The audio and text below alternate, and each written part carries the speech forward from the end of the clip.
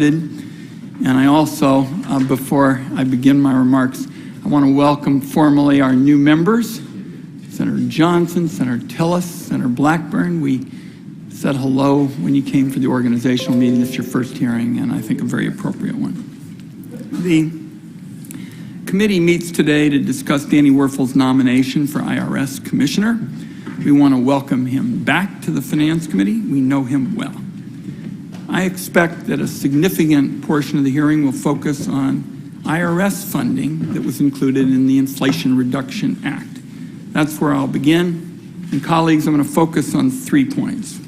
First, for some time, I've talked about the 2 tax systems that exist in America.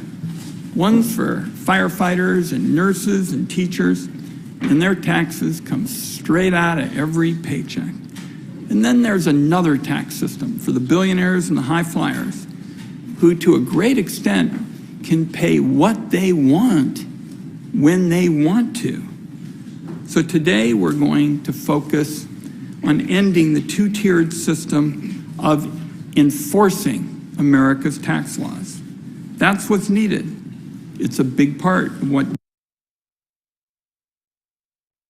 Democrats sought to address in the Inflation Reduction Act, because audit rates today are far higher for those of modest means than the very wealthy. Second point, the Inflation Reduction Act makes sure that the IRS gets the resources to go after tax cheating by the big guys, the ultra wealthy, the multinational corporations. Now, there are members who oppose that effort. And I get that they want to deflect and distract.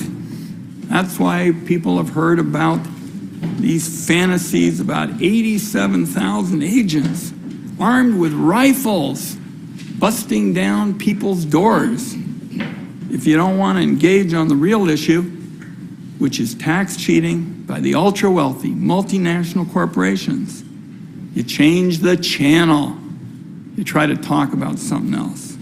Third, contrary to a lot of baseless attacks you hear today, improving technology and staffing up customer service is a big win for law-abiding families and small businesses.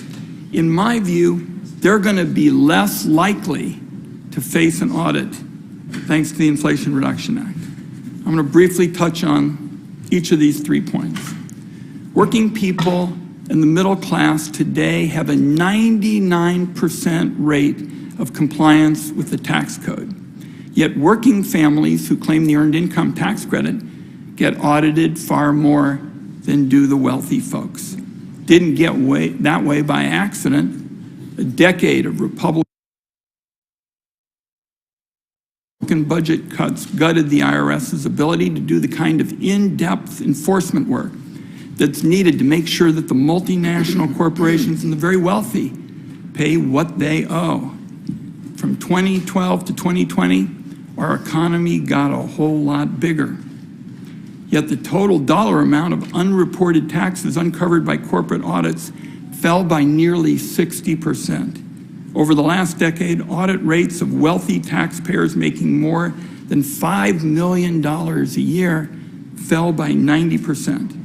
On the other hand, the audit rate for working people didn't budge, even though the IRS was working with fewer resources. That means working Americans bore a much heavier burden. That's where my second point comes in.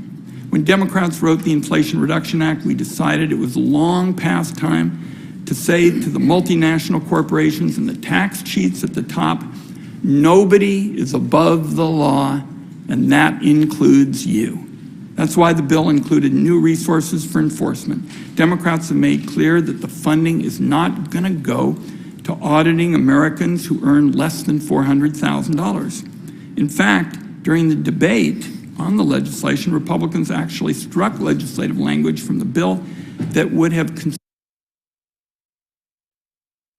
constructed even stronger guardrails on this issue. For Democrats, this is about going after cheating at the top and doing a better job of collecting what the very wealthy and the big corporations already owe. The official tax gap says that $540 billion in taxes goes unpaid each year. We asked the IRS Commissioner, Charles Rettig, about this because we thought it was higher. He said it could be as high as $1 trillion. So the Inflation Reduction Act funding is going to help us get at that issue. Finally, better technology and better customer service personnel is going to allow us to go a long way to relieving headaches for typical taxpayers and small businesses.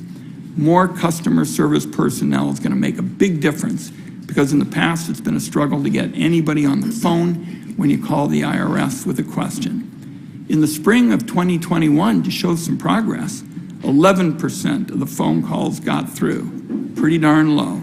Last year it was 13%. In the early stages of this filing season, colleagues, it's up to 90%, a huge improvement. These tech upgrades and more personnel ought to reduce the odds that a law-abiding family or a small business faces an audit. These days, taxpayer information goes into a lot of outdated systems that struggle to communicate with each other. Fixing that is going to help the IRS better use the information it already has. If the IRS can answer its own questions and resolve issues proactively, it's less likely that a busy parent, or let's say, colleagues, the owner of a small local restaurant opens the mailbox one day to find a scary letter from the tax man. With that, we want to thank Mr. Werfel for his willingness to return to public service in the IRS. We had a good conversation when he came by. I believe the President made an excellent choice with his nomination. There's a lot of history of working with the Finance Committee, and it's been positive. I know the late Senator Hatch was very fond of Mr. Werfel, and we look forward to our discussion. Senator Crapo. Thank you very much, Mr. Chairman. And Mr. Werfel, thank you for your willingness to serve and to answer our questions today. The IRS exists solely to serve taxpayers and fairly administer tax law. The Internal Revenue Code requires the IRS Commissioner and all IRS employees to act in accord with codified taxpayer rights, including the right to be informed, the right to quality service, the right to challenge the position of the IRS and be heard, the right to privacy, and the right to confidentiality. Over the last several years, Americans have time and again seen the IRS fail to meet these obligations, and they are rightly concerned about the vitality of their taxpayer rights. Statute requires the IRS Commissioner to ensure the IRS respects these rights, and the next Commissioner needs to show that he will faithfully stand up for the American taxpayer. The next IRS Commissioner must also demonstrate that he can be fair, consistent, and impartial as an umpire for taxpayers rather than reflexively pro-IRS.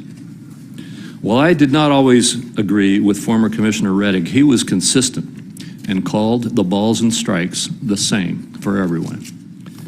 Recently, the IRS simply overlooked statutory deadlines for implementing new laws, including third-party network reporting and EV tax credits.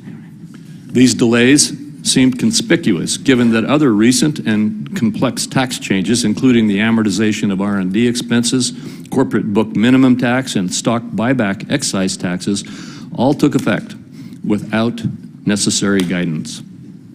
The need for an objective, consistent, and level-headed IRS Commissioner who is laser-focused on taxpayer rights is even more imperative given the staggering $80 billion in additional funding that the misnamed Inflation Reduction Act just gave the agency.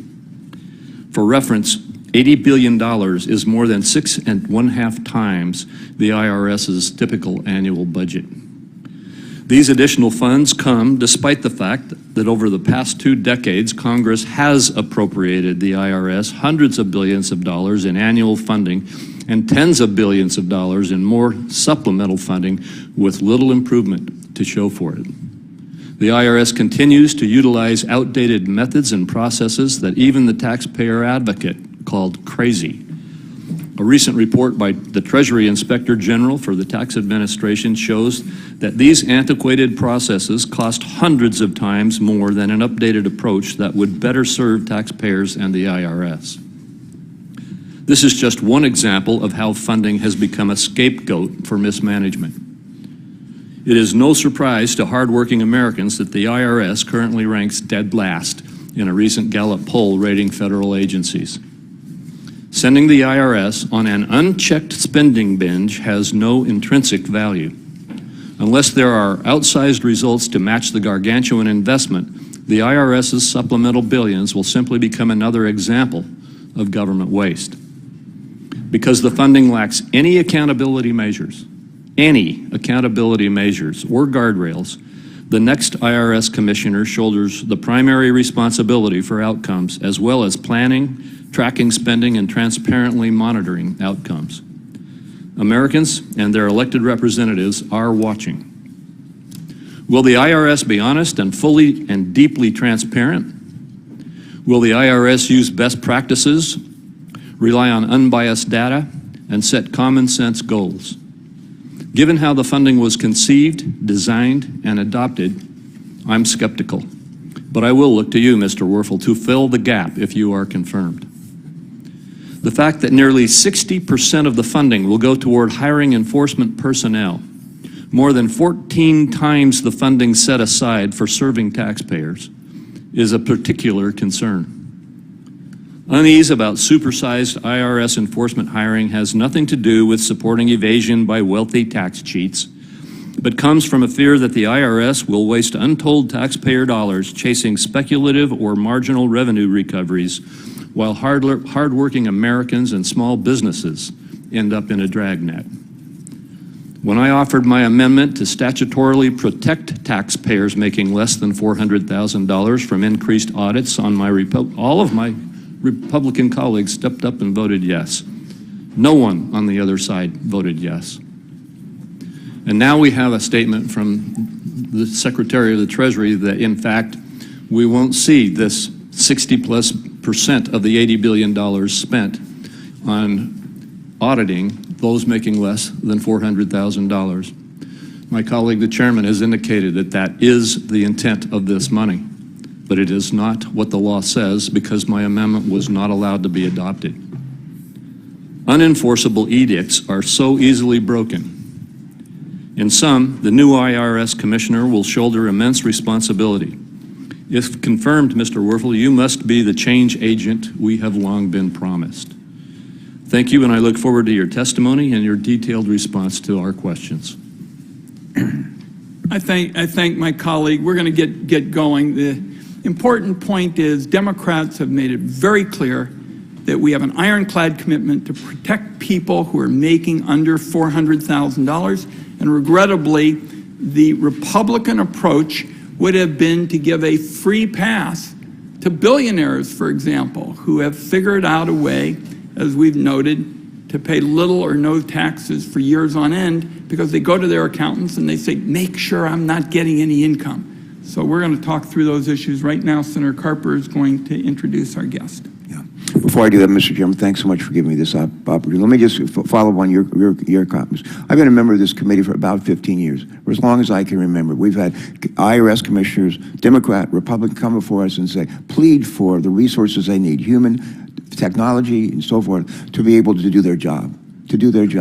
Every new Congress, the head of GIO comes and he says to us, here's a high-risk list of ways that we're wasting money, and one of the ways that we're wasting money is not collecting the money, the taxes that are owed. A high-risk list every year says, for God's sake, fund the IRS, and we've done that. Today, the question is, what kind of leadership are we going to provide for the IRS? And leadership is the most important element in the ingredients of any organization that I've ever been a part of. And I want to, again, thank our chairman and our ranking member for the privilege of introducing Danny Werfel. It's confirmation hearing to serve as the next IRS commissioner. History repeats itself today. Some 13 years ago, I had the privilege to offer similar remarks before the Senate Homeland Security and Governmental Affairs Committee, which, when I introduced Danny as the nominee for controller at the Office of Management and Budget, OMB. At that hearing, Danny was joined by his wife, Beth, by their daughter, Molly, their son, Sean, who were just young kids at the time. I see they're not young kids anymore. Today, Molly and Sean both join us as college students, with Molly following in her mother's footsteps by studying psychology, and Sean following in his dad's footsteps by studying Finance. Also in attendance again are Danny's parents, Barbara and Fred. Nice to see both of you, and I'm happy to see all of you again, and I want to thank you for sharing your husband, your father, and your son with the people of this country. I especially want to thank Beth for sharing your husband with all of us. I'd be hard-pressed to think of anyone more qualified than Danny Werfel to lead the IRS during this critical time of rebuilding. Throughout his distinguished career in public service under both Democratic and Republican administration, we have seen Danny work tirelessly to make sure that taxpayer dollars are spent wisely. He's been a lifelong champion for good government and has become known as the expert that people turn to for help in navigating the many challenges we face in government and in this country of ours. And that's why both President George W. Bush and President Barack Obama chose Danny Werfel to lead their Chief Financial Officers Council. That's a group of CFOs, Chief Financial Officers, for the largest federal agencies who work to improve financial management in our federal government. That's why President Obama chose Danny to serve as OMB Controller, where he oversaw federal spending and tirelessly worked to reduce waste, fraud, and abuse in our government. And that's why in 2013, President Obama appointed Danny to be the acting IRS Commissioner, a job Danny performed well so that he earned bipartisan praise from both Senate Finance Committee Chair Max Baucus and a ranking member at the time, Orrin Hatch, for his many contributions and performance. The American people deserve an IRS that meets their expectations. That includes getting their phone calls answered, their problems solved online, and their refunds delivered in a timely way. And after decades of underfunding, thanks to the Inflation Reduction Act, this agency finally has the necessary resources to make significant improvements in the service that we provide to everyday taxpayers. We need a leader at the IRS who's been confirmed by the U.S. Senate, a Senate-confirmed commissioner who is critical to achieving the policy objectives of the Inflation Reduction Act, including providing best-in-class customer service to the American taxpayers, delivering on historic clean energy tax credits to meet our climate objectives, and ensuring that the wealthy individuals and corporations in our country pay their share of taxes too. In closing, Danny Werfel has proved time and again that he has the management expertise and experience, the background necessary to tackle this very difficult and challenging mission head on and to succeed. In fact, he's done this job before, so he can hit the ground running on day one. In closing, I want to urge our colleagues to confirm Danny and do so soon, very soon. And once again, I thank our chair and ranking member for the privilege, really, of introducing him to all of us. Thank you so much. Thank you, Senator Carper. Mr. Werfel, you are lucky to have Senator Carper in your corner. Normally what we do is we go to your opening statement, but would you like to introduce your family? I understand they're here.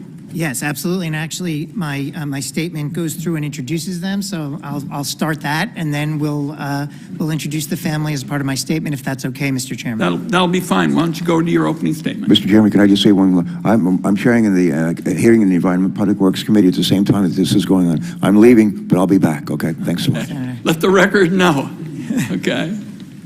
Chairman Wyden, Ranking Member Crapo, and members of the committee, I am honored and humbled to come before you today as President Biden's nominee for Commissioner of the Internal Revenue Service. I want to thank Senator Carper for his generous introduction, and I want to express my gratitude to the committee for considering my nomination. I also want to thank President Biden and his administration for placing their confidence in me. I'm grateful to have my family with me today, this morning, supporting me today as they have through every step of my life, my wife Beth, my children Sean and Molly, and my parents Fred and Barbara. From a young age, I saw the honor in serving others. I saw that honor in my grandfather, a World War II veteran and postal worker, and my mother, a social worker who helped place people with disabilities into gainful employment.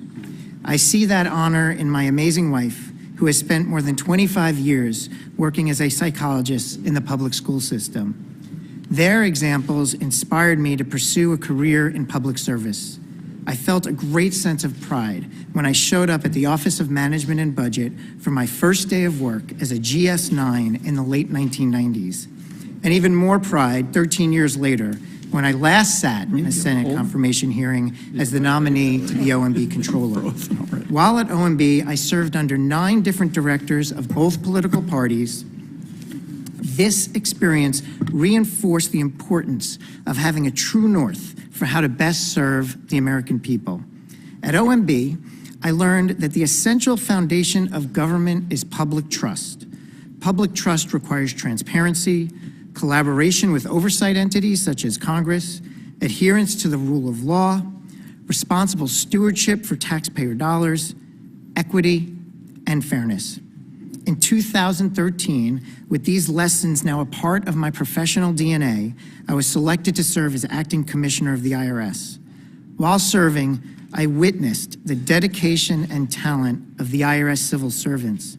Since leaving the IRS, I watched from afar how these employees provided economic lifelines to hundreds of millions of families and small businesses during the COVID-19 pandemic.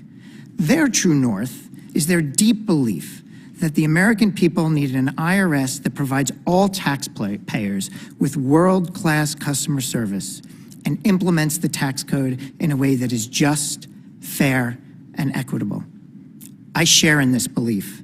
As an IRS alum, but more importantly as a taxpayer, I have been concerned about gaps in capacity that have impeded the IRS's ability to meet its critical mission.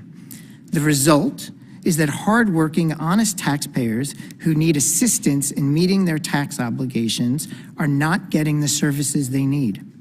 The IRS has also been ill-equipped to unpack complex and intricate returns of high-income taxpayers. Following the passage of the Inflation Reduction Act, Americans rightly expect a more modern and high-performing IRS.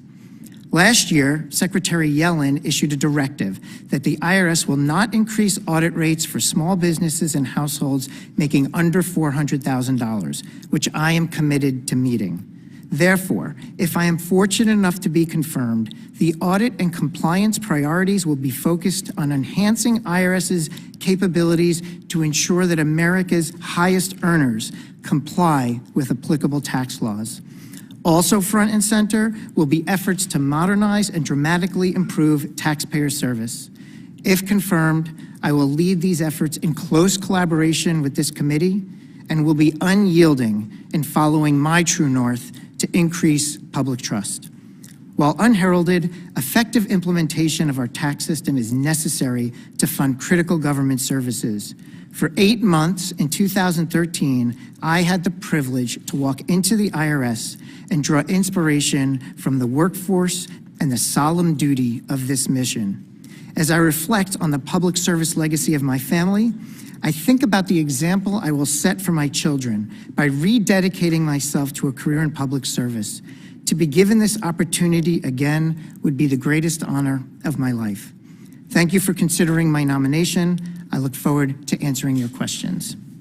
Thank you very much, Mr. Werfel. Before we begin, there's some obligatory questions that we have to pose to you. First, is there anything that you're aware of in your background that might present a conflict of interest with the duties of the office to which you've been nominated? No. Second, do you know of any reason, personal or otherwise, that would in any way prevent you from fully and honorably discharging the responsibilities of the office to which you've been nominated? No. Third, do you agree without reservation to respond to any reasonable summons to appear and testify before any duly constituted committee of the Congress if you're confirmed? Yes. Finally, do you commit to provide a prompt response in writing to any questions addressed to you by any senator of the committee? Yes. All right, I'll start with questions and we'll go with Senator Crapo. The first is I want to address this fact that the wealthy get audited far less than do working families. And we've obtained information that low-income taxpayers who claim the earned income tax credit are over 8 times more likely to be audited than large partnerships. If confirmed, what would you do specifically to make sure the IRS ends what I call this 2-tiered enforcement system and starts auditing partnerships, for example, favored by billionaires at a higher rate than low-income taxpayers who claim the earned income tax credit? Senator, I start, and I thank you for the question, and I think it's a very important one. I start with thinking through what are the ingredients of effective tax implementation, and certainly equity is one of them. And to achieve equity, I think we should be able to look at the audit footprint and see balance. I don't think, based on what I know now, that there is balance today. I'm not at the IRS, but if there is a imbalance, that is concerning, especially if there's a disparate impact on poor people. If poor people are more likely to be audited than wealthy, that is something that I think potentially degrades public trust and needs to be addressed within the tax system. Secretary Yellen, I head into this job with a directive from Secretary Yellen, and that is to balance this audit footprint. And I'm excited and eager to work with the IRS on a strategy that I'll make very transparent on how to do that. All right.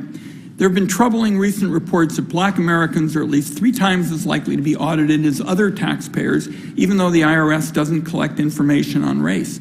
This raises serious questions about discrimination with respect to audit selection. This is something the IRS has to address. If you're confirmed, what will you do to uncover the reasons for the racial disparity in audit selection, and what will you do to correct it?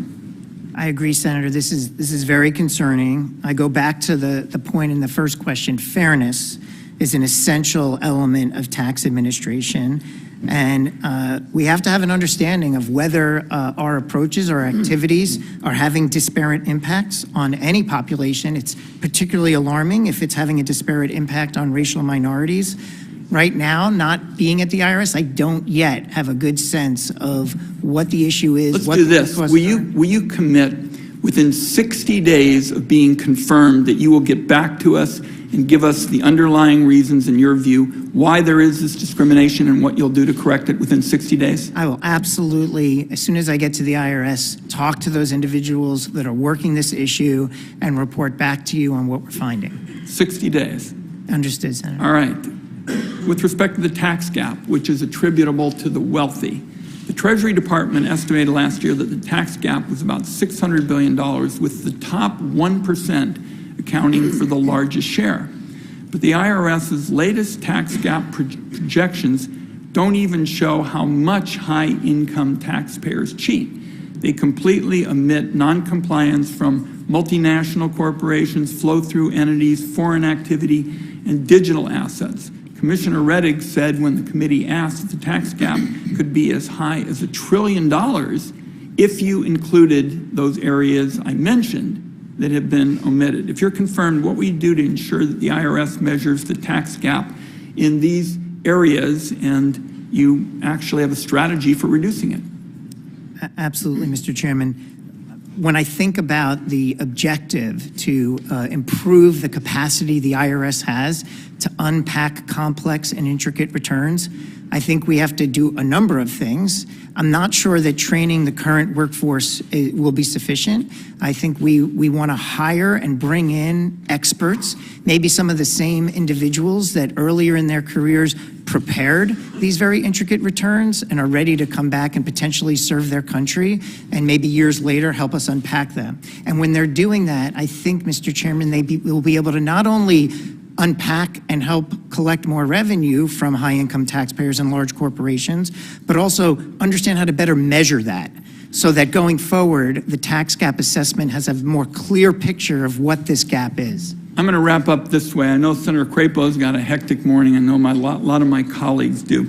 I'd like you to tell us what you're going to do, if confirmed, to reduce the audits of family-owned small businesses who follow the rules. And you heard me in my opening statement say, you know, it seems to me with better technology and highly trained staff, you're going to be in a position to focus on these big players, these multinational corporations, the ultra wealthy, who you haven't been able to focus on in the past because those have been more expensive, cases. And this can redound to the advantage of small businesses who are complying with the law and complying with the rules. So tell us as I wrap up my time, because this is something that we all feel strongly about, and you've seen the back and forth with respect to the small businesses. What specifically are you willing to do to reduce the audits of family-owned small businesses that follow the rules? Yeah, I think, first of all, with the directive from Secretary Yellen to focus IRA resources on high-income taxpayers, certainly there'll be a rebalancing of the audit footprint. I want to take a look with the IRS team at other audits and figure out if there's a way to determine where, essentially we'd be wasting our time to go and audit because there's such a high percentage and a high probability that the balance due is already being paid. And by that, we can go after more issues where there might be something underlying that's nefarious, something that relates to advertent cheating or evasion. I think there's opportunities, and I will come back to you, Mr. Chairman, with a more specific set of plans on how to rebalance the audit footprint in a way that's fair, equitable, and as transparent as the law will allow me to be. Okay, thank you. Senator Crapo. Thank you, Mr. Chairman. My first question, Mr. Werfel, is on this plan that Senator Wyden has been talking to you about getting some details on. There's growing uncertainty about when, or even if, the IRS plan for spending the $80 billion will be publicly released. I understand that you have not been involved in that because you are not the IRS commissioner yet, but you probably will be if your nomination proceeds as it looks like it will.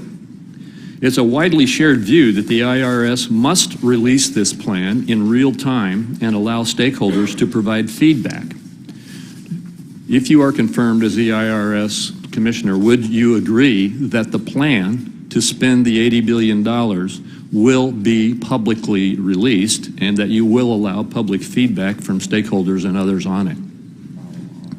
Senator, I appreciate the question. I agree that the plan that is put together should allow both you, this committee, and the public to connect the dollars from the Inflation Reduction Act to the various activities and investments.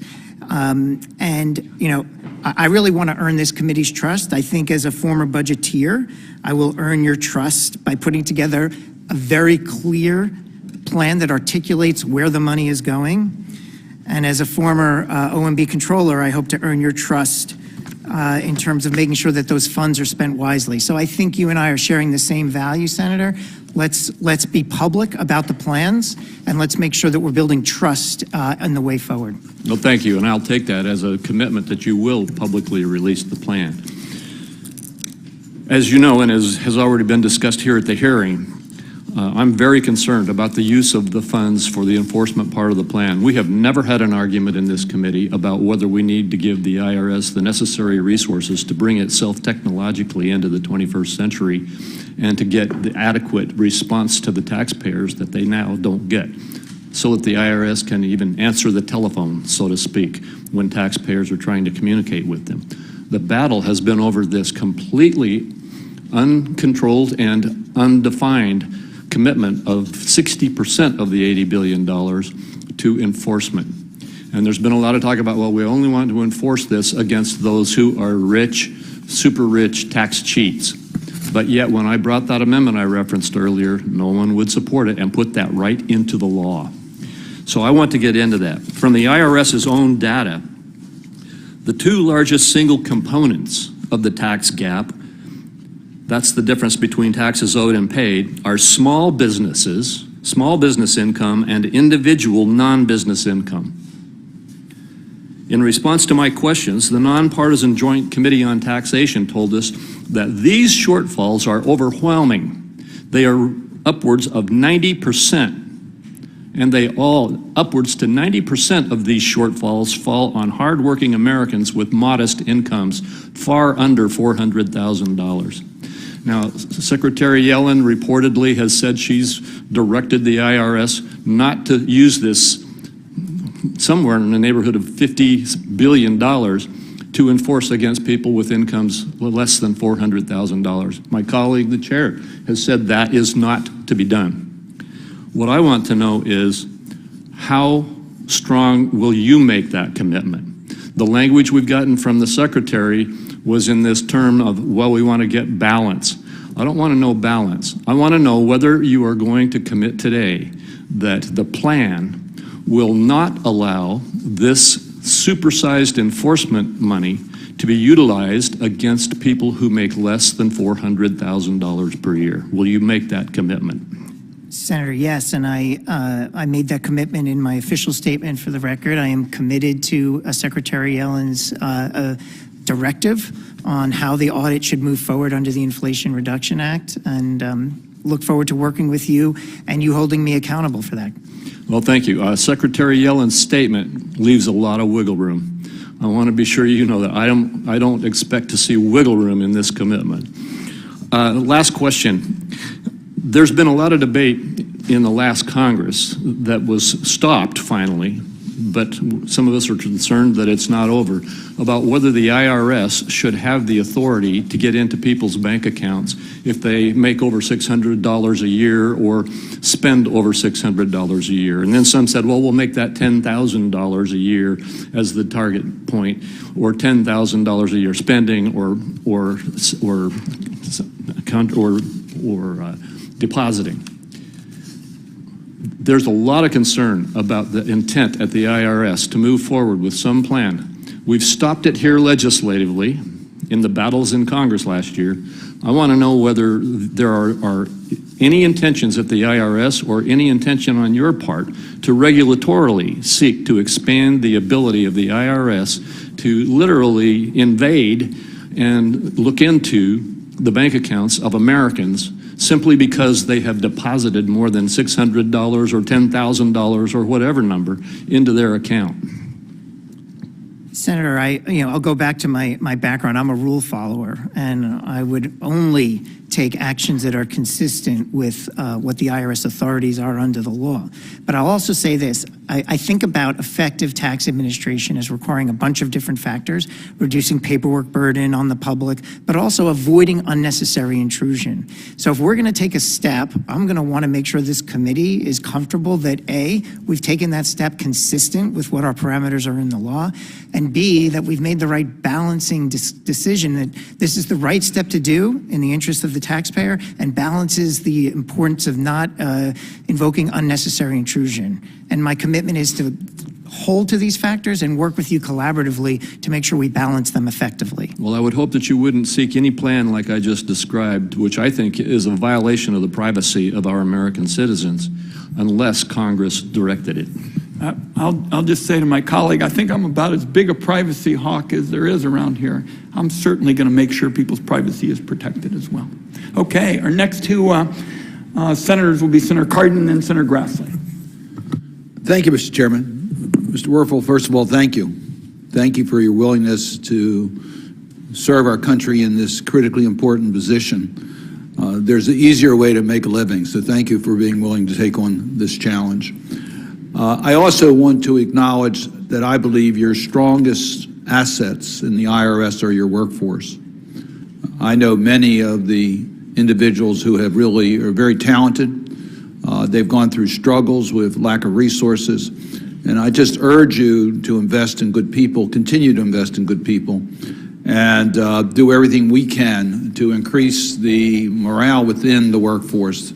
The work that they're doing is critically important to our country. I agree with you on your commitment to be a rule follower. We're the ones who pass the laws. Then they're interpreted. And yes, there is confusion in the way that people comply with our tax code. And historically, we've had a high compliance because it's been voluntary compliance. Everyone believes they're being treated fairly under our system, but that's no longer the case. And yes, when you look at following the rules, if you're a higher income taxpayer or a more complicated taxpayer, you have a lot of professional help for you to interpret the rules as most favorably as they can to your advantage. And when you don't have audits, you don't have an aggressive way to have a uniform interpretation of those rules, you run into the tax gaps that we have today. And so I agree with my colleagues that we want everyone to comply with the rules. It's not an income limit here on complying with the rules. We know that those of the higher incomes have found ways to bend those rules, and that has to end. And that's one of the reasons why in passing the Inflation Reduction Act, the resources were made available so we can close that gap and have a better confidence among the American taxpayers that they're being treated fairly. I just want to underscore that point. I know I had a chance to talk to you about that, and I'm convinced you understand that. Everyone needs to comply with the rules, but we have to make sure that that everyone understands the rules through the audit process. So I just encourage you to do that. I want to raise an issue that's been raised by several of my colleagues, and that's small businesses. I chair the Small Business Committee. It's one of the major areas of concern that are raised by small businesses around this country, the challenges within our tax system. I think we in Congress have to take responsibility for that because we're the ones who developed the rules. But we need your help in how we can develop the rules and apply the rules to help small business owners who don't have the same capacity to deal with the tax code that larger companies have. So I'd just like to know your vision on how we can work together to make the tax code more understandable and fair for small businesses, which are the growth engines of our economy. Absolutely, Senator Cardin. And, it was interesting in Senator Crapo's opening remarks, he made reference to the Taxpayer Bill of Rights. And I got some very good advice prepping for this process to go and print out and read the Taxpayer Bill of Rights. And I've made it a habit now of reading them every day, and have confirmed I will read them every day. And one of the ones that jumps out at me is the right to understand and have clarity on what is expected of them. And I think there's more that the IRS can be doing to reach out, especially to taxpayers that don't have the means to hire accountants or law firms to navigate the tax system. It's a very complicated code. It can be daunting.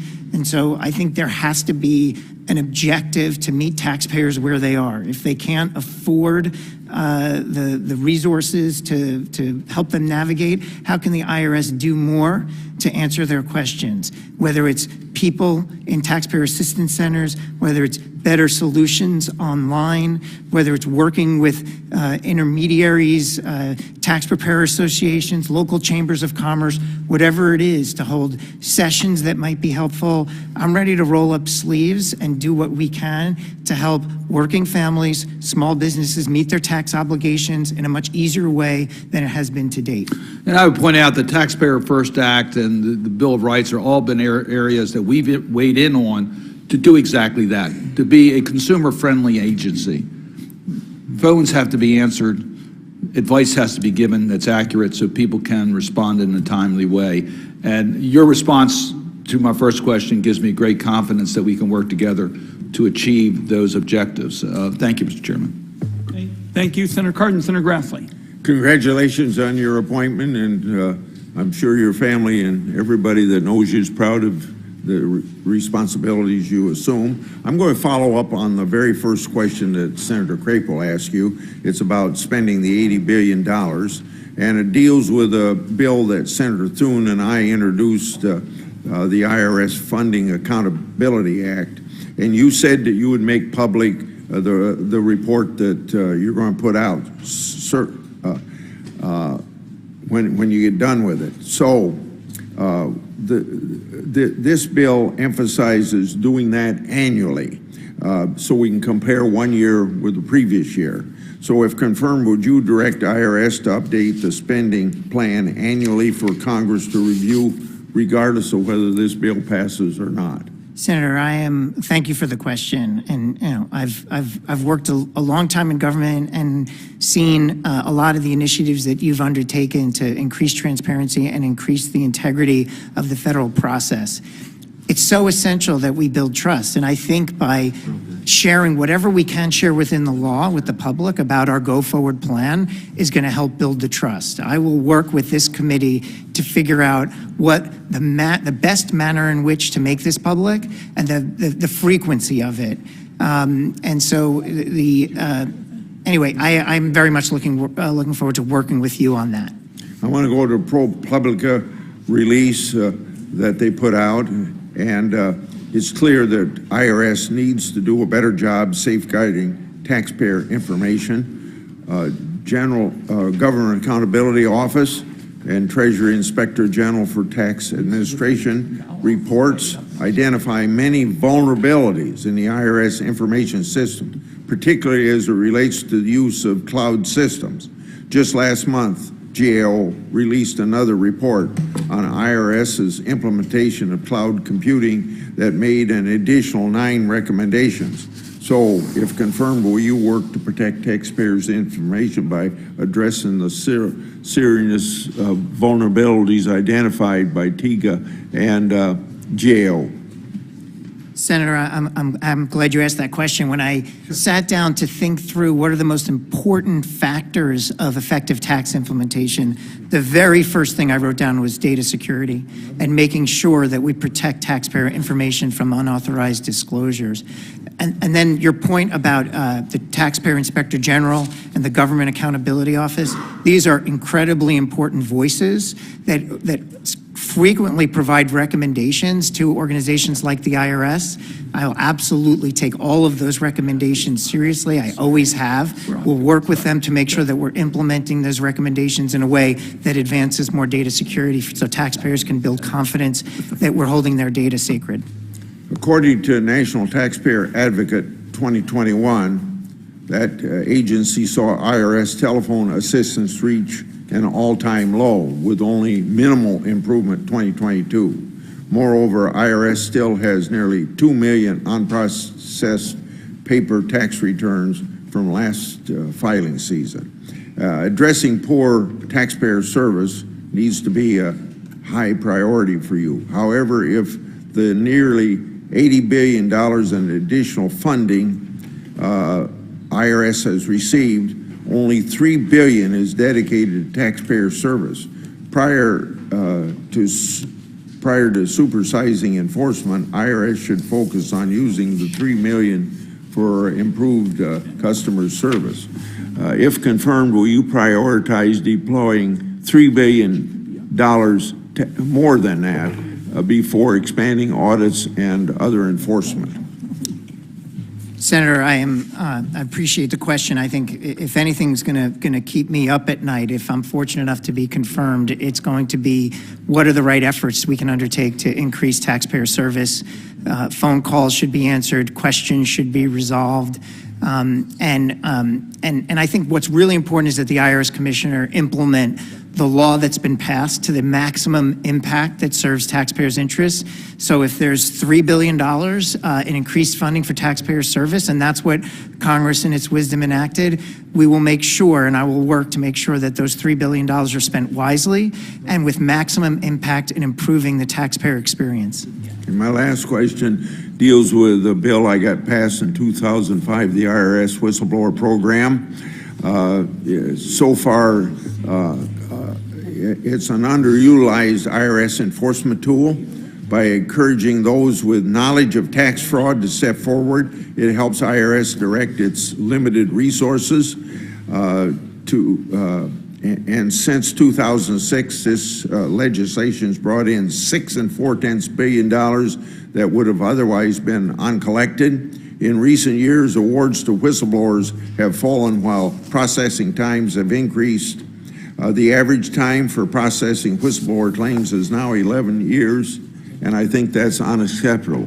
If confirmed, what steps would you take to ensure well-functioning whistleblower programs so we can bring in a lot more than $6.4 billion?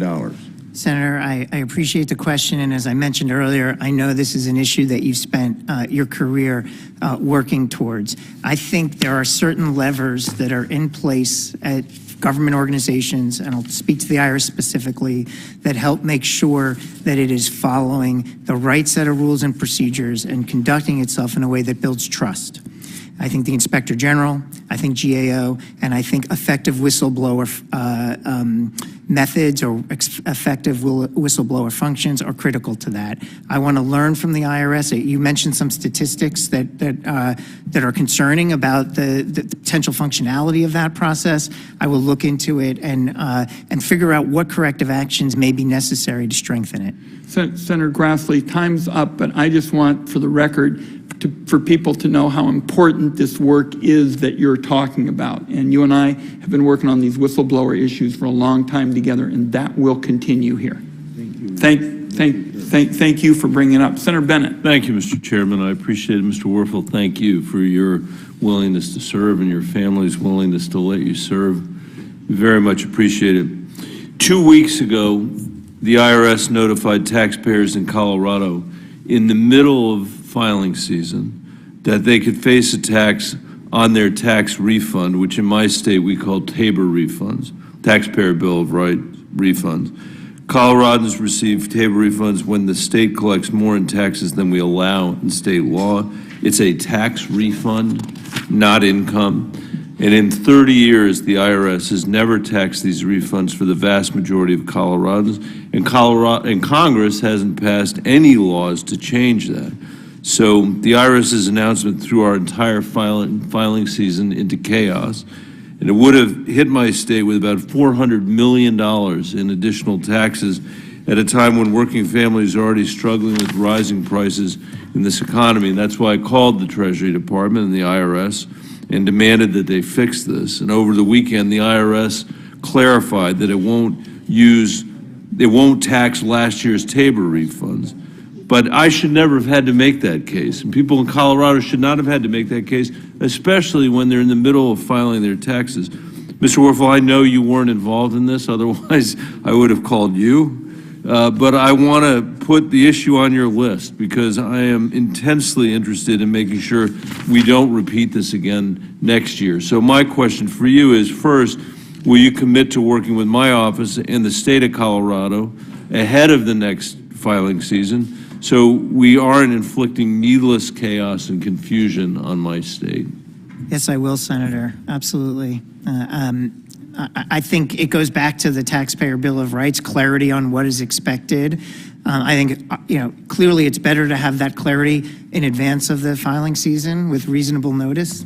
Even if you thought it was a good idea, which for the record, I don't think it's a good idea, and 30 years of experience with the IRS tells us it's not a good idea, but even if you did, the last time you should do it is when people are already filing. In fact, the guidance that we got incredibly from the IRS was don't file your tax returns until we sort this out. And again, I share Ben Cardin's view that there are many hardworking public servants there, but that's an example of the kind of self-inflicted wound that I think is just, well, it doesn't, it makes people believe there's just a fundamental nonsense of government. So I look forward to working with that.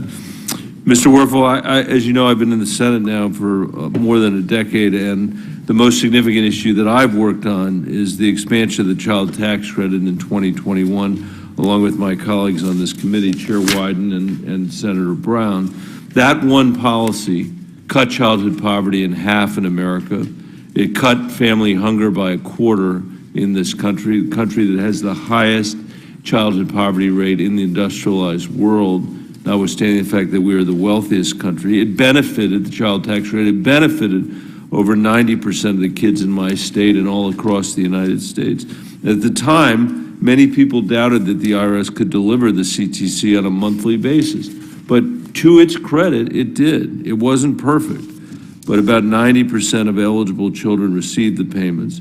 My biggest disappointment is obviously that Congress let the expanded CTC expire. And I still believe that we will eventually pass the expanded CTC. I'm glad there are members of the Republican caucus that have their own proposals. If you become commissioner, you will play a vital role in making this a success.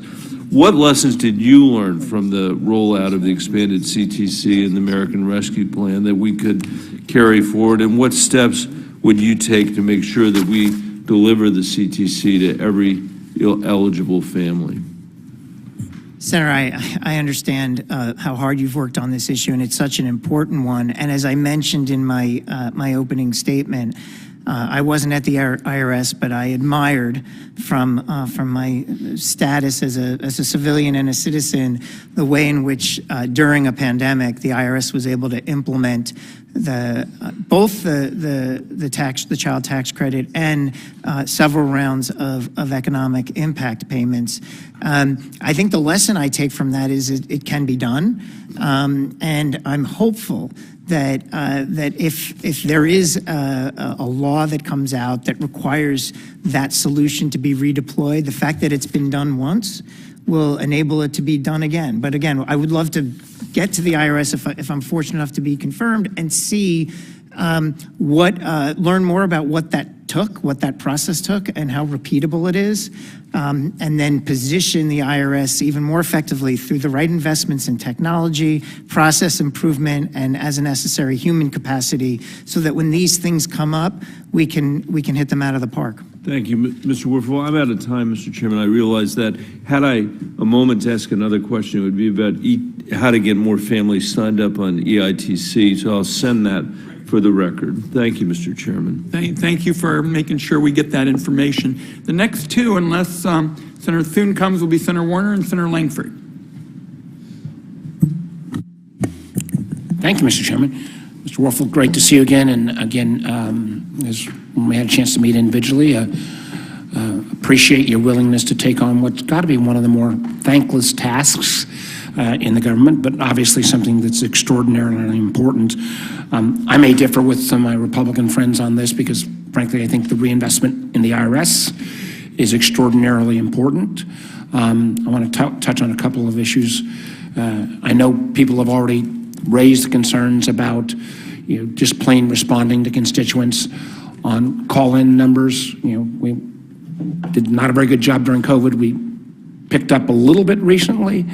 We've got the corresponding challenge around tax returns that still have not been finished. How are you going to balance that, even with the infusion of additional capital, into that customer service component of responding to inquiries, but at the same time making sure you don't get further backlog as we approach the tax season?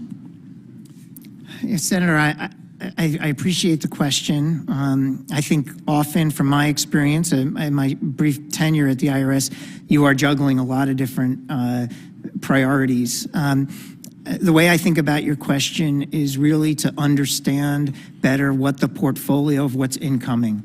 Certain things that are incoming may be able to be handled quicker, maybe be able to handle it in an automated way. I think one of the big opportunities that exists is putting more technology into the customer service solution, whether that's tech solutions in the call center, whether that's improved digital solutions on the web or on applications on smartphones.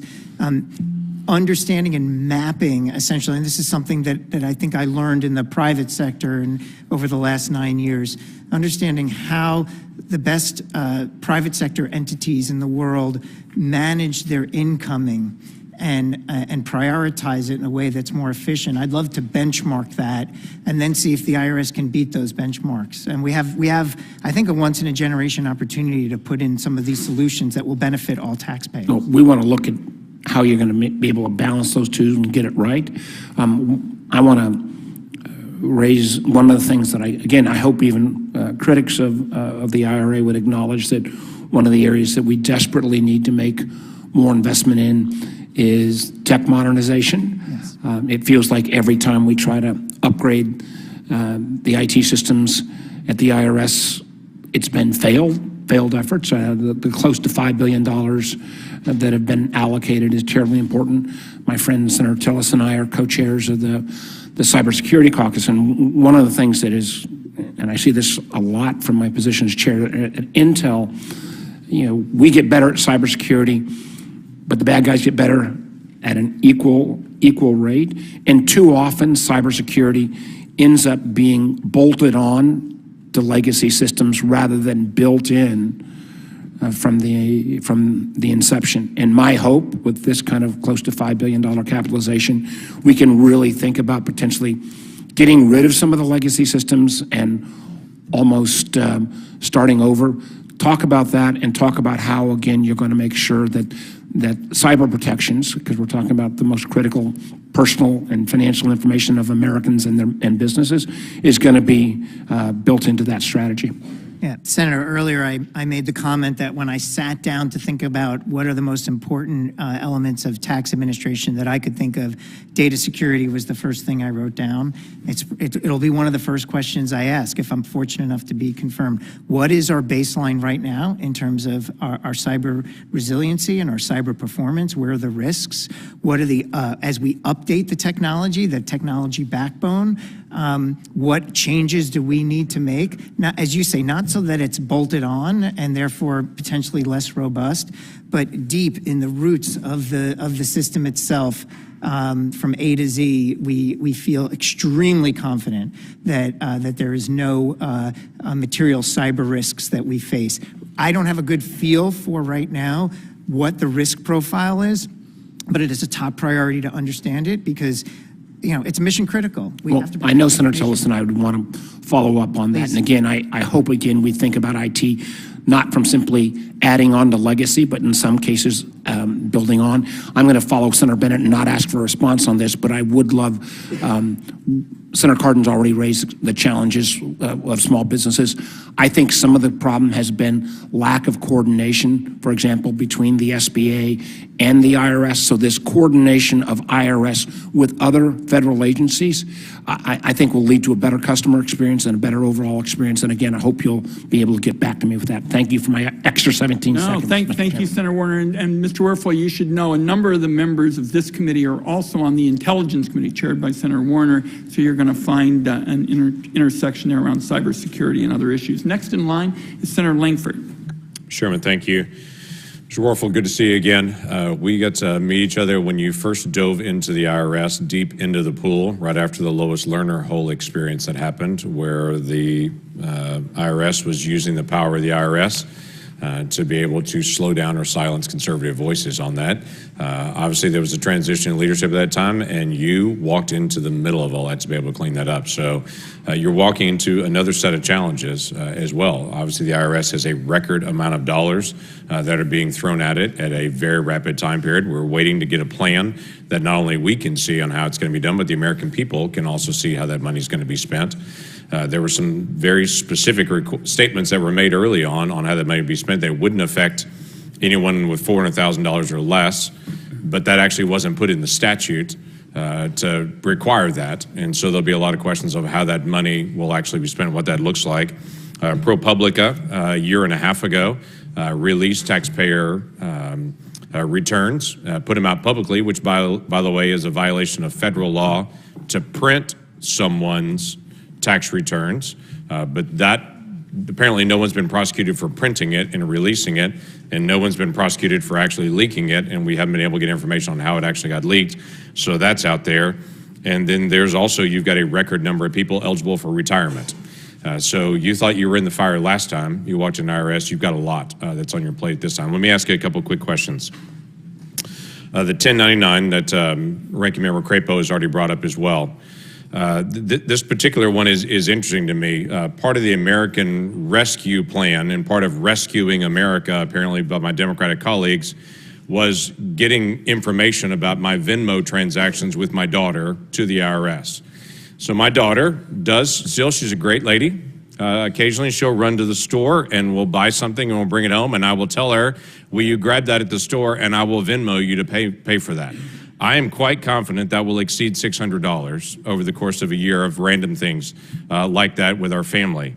Those records are now going to go to the IRS because of the American Rescue Plan. Part of rescuing America is getting that. The IRS was supposed to start collecting those last year and requiring third-party organizations to do it. They delayed it out and said now it'll be this year.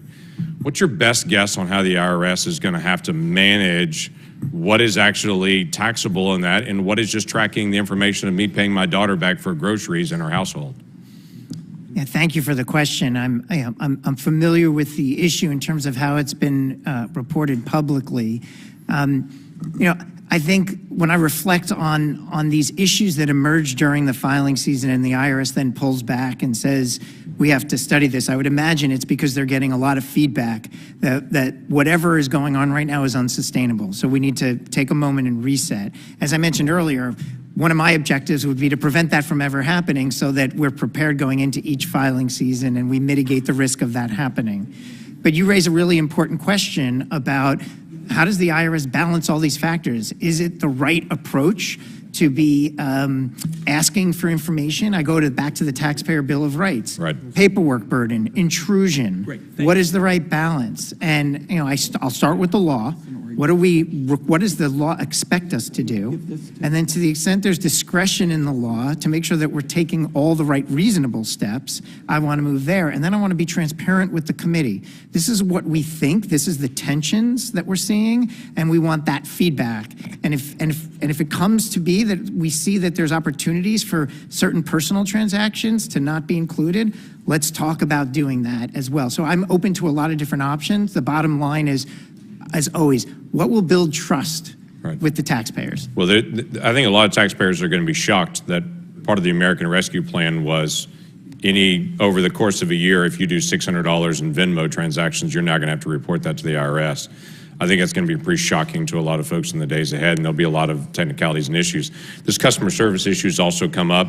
I've seen some recent press releases and quite frankly, some crowing from the IRS about our customer service percentage numbers are so much better of answered calls and such. And so I actually went and pulled the facts on the percentage calls on it, and I have to tell you, I was a little surprised on it because the way the percentage works on it is last year there were 9.2 million people that attempted a call and only 3.7 million actually got an answer.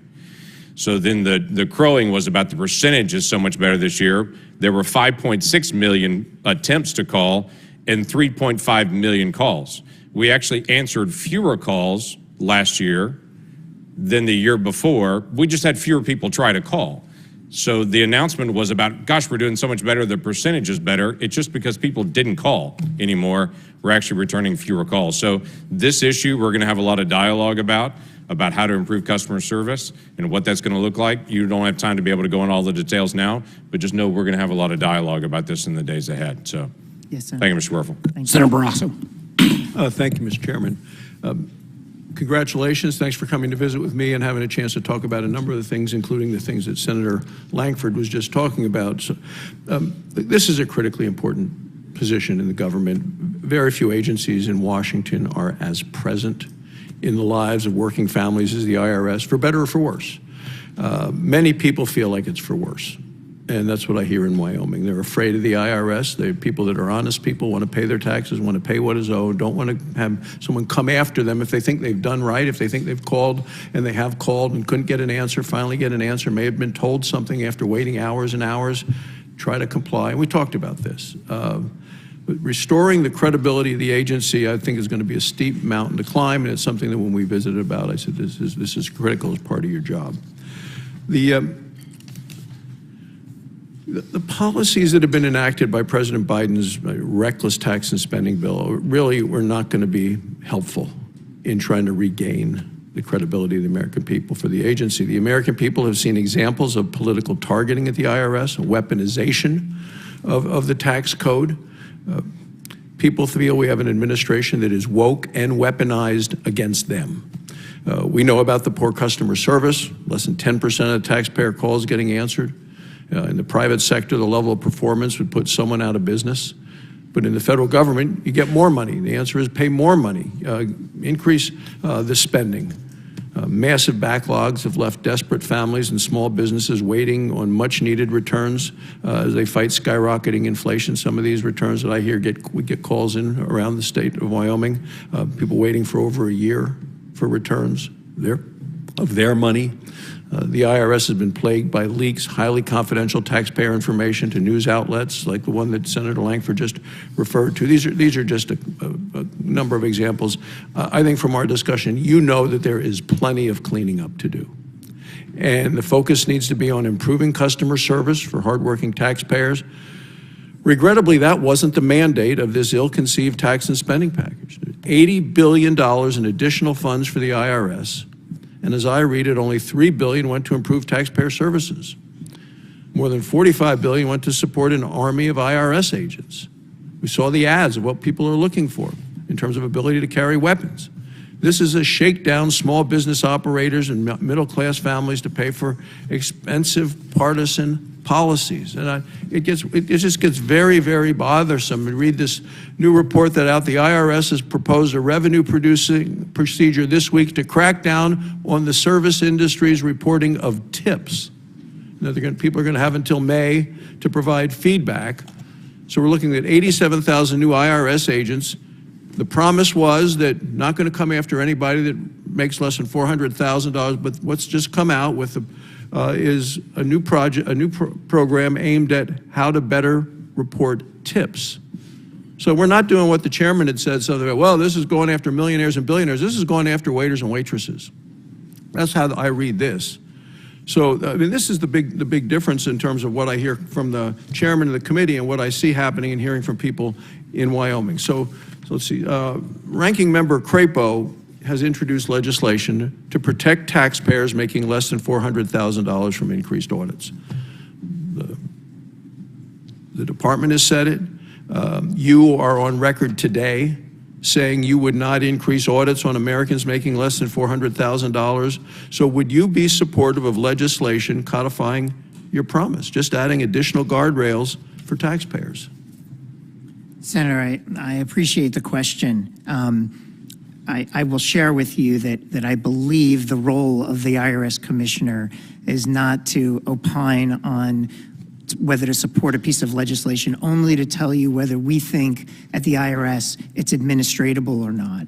And so my partnership with this committee will not be oriented around what the tax code looks like, more like how do we get the tools we need to, whatever you and your wisdom in this committee and their wisdom enact, how do we implement it effectively? Well, when we visited and I mentioned the difference of how much money is spent for others, and you said, well, in the wisdom of Congress, I said, well, it wasn't really the wisdom of all of Congress. It was a bill that was passed on party line vote with not a single Republican in the House or Senate voting for it, to do the sort of service type things that you and I agree need to be done for the American people and American taxpayers. Is the $3 billion enough? Is this a appropriation in terms of how the money is divided, in terms of what you might need if you came to us and said, to really hit the taxpayers' needs so people can answer the phones and give people correct information? Yeah, has the money been allocated in a way that you would have done it if you could say, let me divide the money differently? Yeah, I want to be able to come back to you, Senator. As I said earlier, we've been given a mandate by Congress with several billions of dollars to improve taxpayer service. My commitment is to make sure that that money is spent wisely, that we get the most out of that money so that it benefits taxpayers, all taxpayers. And I will commit my time to making sure that there's transparency, as I've mentioned, into what we can and can't do with the funds that are provided. Thank you, Mr. Chairman. My time's expired. Senator Johnson. Thank you, Mr. Chairman. Mr. Werfel, thank you for spending time with me yesterday and your willingness to take on this task. I think based on the discussion today, you have a pretty good sense of what you're getting yourself into. From my standpoint, I think the job of the IRS should be pretty straightforward. It's to administer the tax law and collect the revenue the government requires. Unfortunately, Congress, in creating this tax law, has created this complex mess, which is almost impossible to comply with. I mean, you've seen the studies where you have 10 different tax CPAs that complete a return. None of them get the same answer. That's a very sad reality. I want to focus my question, though, on what I think is going to be a part of the public debate here is going to be that tax gap. Because as commissioner, it will be up to you to really determine how you're going to employ the resources to try and close that tax gap. And again, we all want to see people comply with the tax code. We don't want to see people be tax cheats. But I'm hearing all kinds of different things. I mean, I get a report here that Joint Committee on Taxation said that 78 to 90% of that tax gap really is with taxpayers under $200,000, lost reported revenue. The chairman's talking about it's all with the top 1%, although the top 1% pay more than 40% of the income tax. So I want to get your sense of where is that tax gap really occurring? I mean, what types of taxpayers? How much is due to just complexity of the tax code? Yeah, well, Senator, I appreciate the question. I think that I start with, you can start with some basic facts, and I think about the fact that most Americans, working families, pay their taxes through their payroll. And then therefore the IRS has 99% of the information it needs to assess a balance due. And then just based on research and studies and what's been publicly reported, the very intricate, complex returns or filings from high-income taxpayers, that's very different. That is not paid through the payroll. There's a whole host of different issues that come up, and I've seen estimates that say as much as 20% of that income is opaque and shielded from IRS view. So let me just quick interrupt. Please. There's always a big deal made of these big companies that pay nothing. Big companies oftentimes have IRS agents in their offices, right? Correct? I'm not sure I follow, Senator. Well, I mean, large companies have, massive tax departments. Oftentimes, IRS agents are basically embedded to make sure that they comply. The big companies that pay zero are just complying with a very complex tax code, correct? And you generally have IRS agents there making sure that they're complying as best they can with the complex tax code, correct? Senator, I'm not sure. Just because I'm not as familiar with what I understand right now, and I need to learn more if I'm fortunate enough to be confirmed, is that IRS agents or revenue agents, they don't feel they have the capacity or the understanding to unpack the complexity of some of these activities. If up to 90% of the tax gap is in with misreported income of people making less than $200,000, I mean, are we just going to misspend all kinds of money trying to go after the wrong group of people? Particularly if we're saying, we're not going to touch anybody making under $400,000. I mean, how much of the tax gap is with illegal activity, things like drug trafficking? Again, I'm trying to get a sense of where you really do think the dollars are, and if the dollars aren't, again, there certainly are dollars at the top, but if there's not enough, I mean, we're going to spend more money trying to get money out of, the taxpayers that don't represent the huge amount of the tax gap. Senator, I think I always start with this guiding principle: how do we build trust? So to answer your question, I would say for high-income taxpayers, I think we can build trust across all taxpayers by saying we're going to do a better job understanding their balance due than we do today. Because if you're an honest, hardworking American who's doing your taxes effectively, you should expect large corporations and high-income taxpayers to do the same. For the rest of the tax gap that you're describing, my going-in hypothesis is the way to build trust is to understand what are the highest priority areas to go after. Are there unscrupulous tax preparers that we need to assess? Are there individuals or organizations that are looking to evade taxes? And is there a way we can focus on that versus others that are honest taxpayers? So I don't know yet because I'm not there, but the commitment here is to better unpack the tax gap for you and for the American people so there's clarity on exactly how this all shapes up on a go-forward basis. Okay, we need to look at the actual data and go based on the reality situation rather than just rhetoric. I agree. Evidence-based is critical. Thank you, Senator Johnson. Senator Blackburn is next. Her first question. Thank you. Committee. Thank you, Mr. Chairman. Yes, indeed it is. Mr. Werfel, welcome. We're delighted you're here. And I'm so pleased your country music-loving wife is with you today. Being a Tennessean, we discussed this yesterday and have to get you to Nashville. I want to go back to the question that Senator Barrasso was asking you about on the service industry tax compliance. And I've heard a lot about this in Tennessee. People in the service industry, hairdressers, wait staff, delivery personnel, gig economy workers, and they are incensed by this. Many of them are women, and they're sole providers for their family. And you have said to Chairman Wyden and to Senator Crapo that you're not going after people under $400,000. So let me ask you this and put it to you this way. How many waiters, waitresses, hairdressers, barbers, gig economy workers do you know that are making more than $400,000 a year, and why would they be targeted by this administration?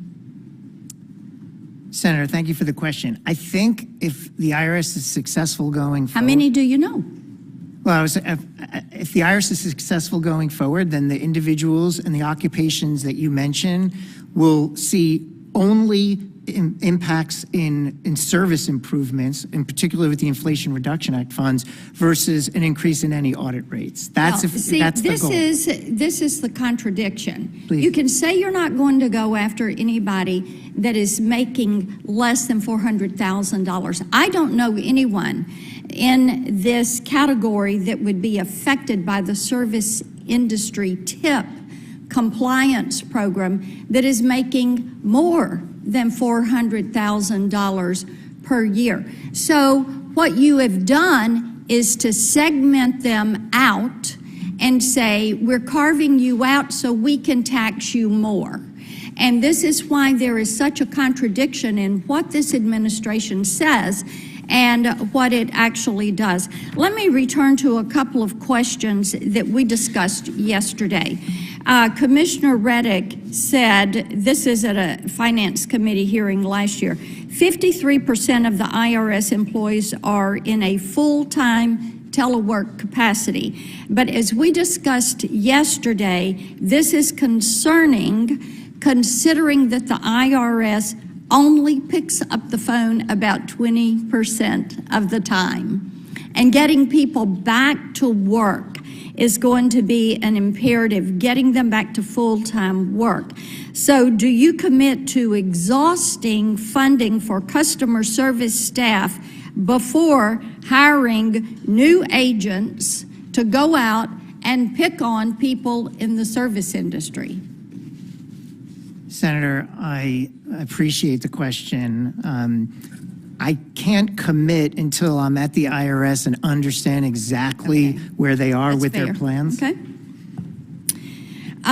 Let's talk about protecting data, because this is something the IRS has had kind of a checkered past when it comes to protecting consumer data. In 2015, over 700,000 Social Security numbers may have been stolen. 2017, the IRS notified Congress of over 100,000 federal student loan accounts that were accessed in a data breach. ProPublica in 2021, I think it's safe to say that there is a data security issue at the IRS.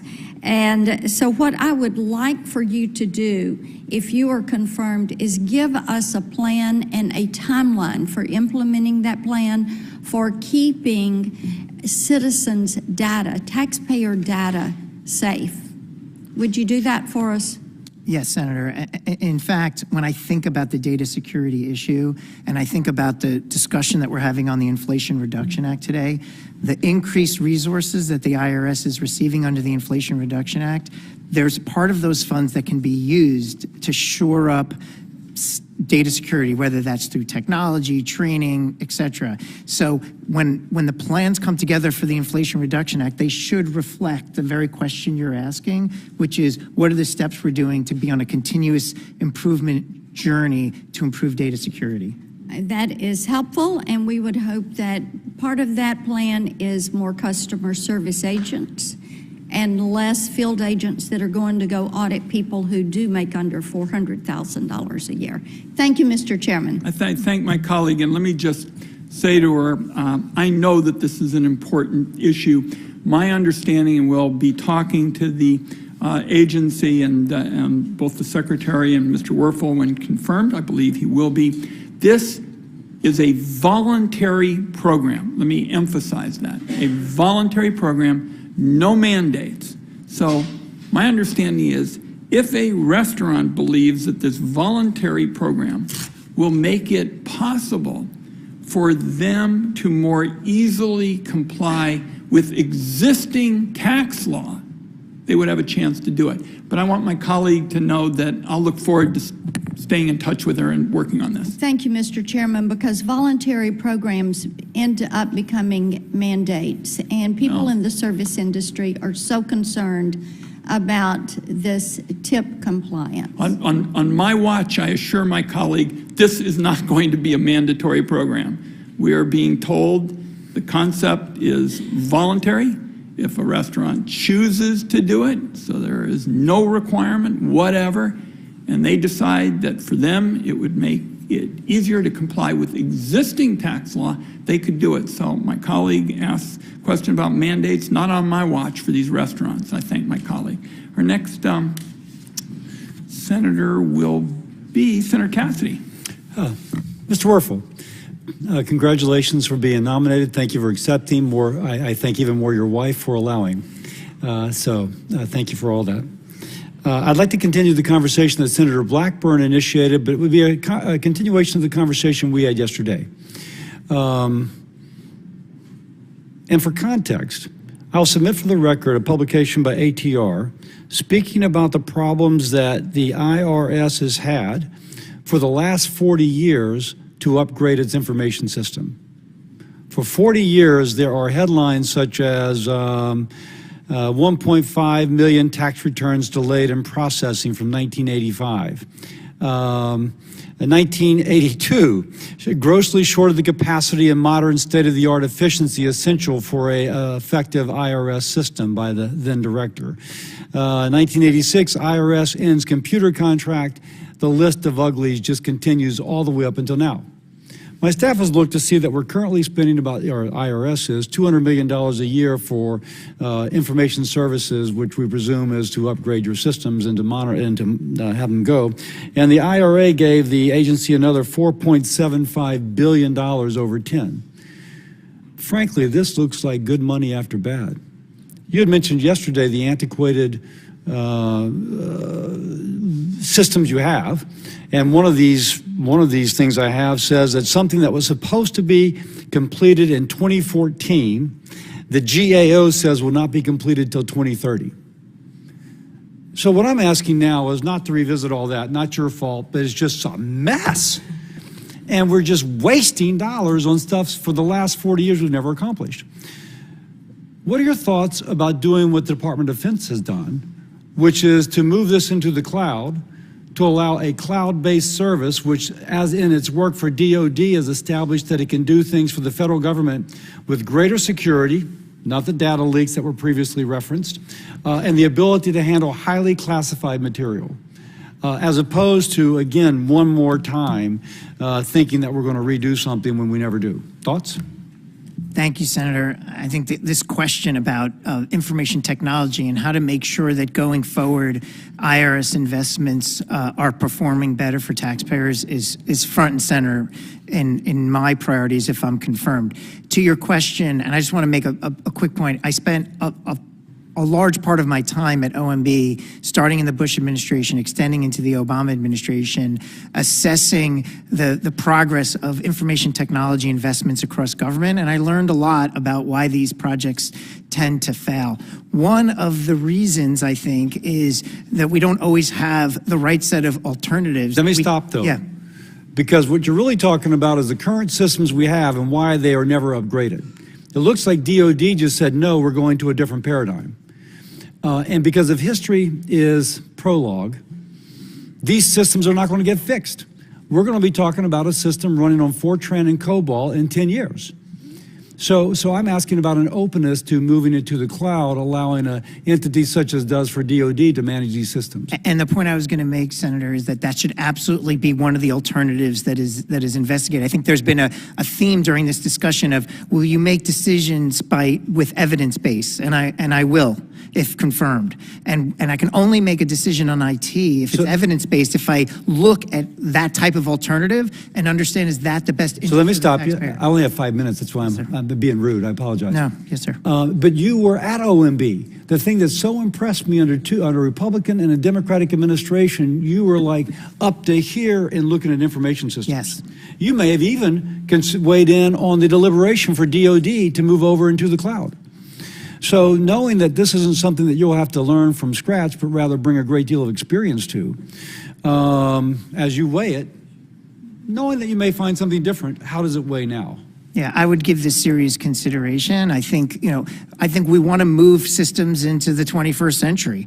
And it goes without saying that technology that's enabled in a cloud, as you point out, can be secure, it can be more efficient, it often can be more cost efficient.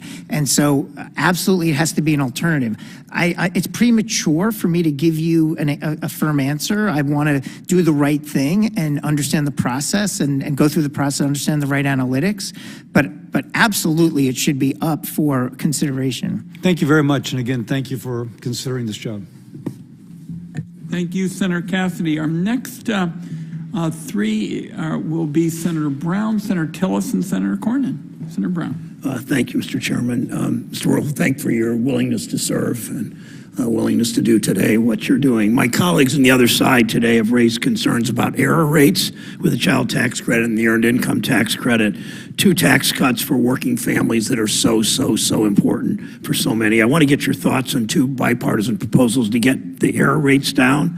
Presidents of both parties, your predecessor appointed by President Trump, who I would add your predecessor did a good job beginning the child tax credit, wish that he could have kept going with it. They've asked Congress to give IRS the authority to establish minimum competency standards for paid tax preparers. I recognize you're not in this job yet, but give us your best estimate if paid tax preparers had to demonstrate a bare minimum expertise in tax preparation. Do you think we'd see fewer errors in the ITC and the CTC?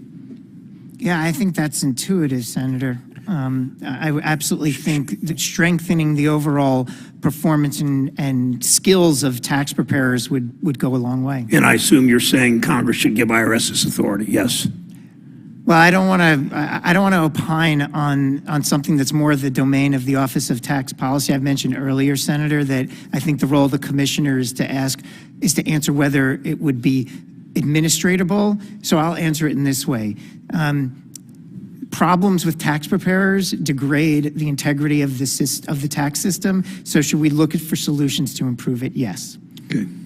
Mr. Werfel, the Volunteer Income Tax Assistance, the VITA program, which the IRS supports, has a 94% accuracy rate. I worked with Senator Heller when he was here from Nevada some years ago to authorize the VITA grant program, recognizing this was a way to ensure accurate EITC and CTC returns. If you're confirmed, will you work with me and I hope colleagues on the committee to strengthen the VITA program? Yes, I will. Thank you. Turning to an issue I know Senator Crapo and Senator Langford asked about, the 1099K reporting threshold. I want the IRS to do a better job holding corporations accountable when they cheat on their taxes. What I don't think the IRS should be spending its limited resources doing is burdening Ohioans making simple transactions on third-party platforms. I was pleased the IRS delayed the new $600 1099K threshold. That's simply too low. It ought to be higher. And I think there's general agreement on this committee of that. I know you're not in the job yet. For that reason, you don't have firsthand familiarity with their operations. But does it stand to reason that if 1099K threshold were higher, the IRS would have fewer forms to process, and for that reason would be able to focus its resources more efficiently?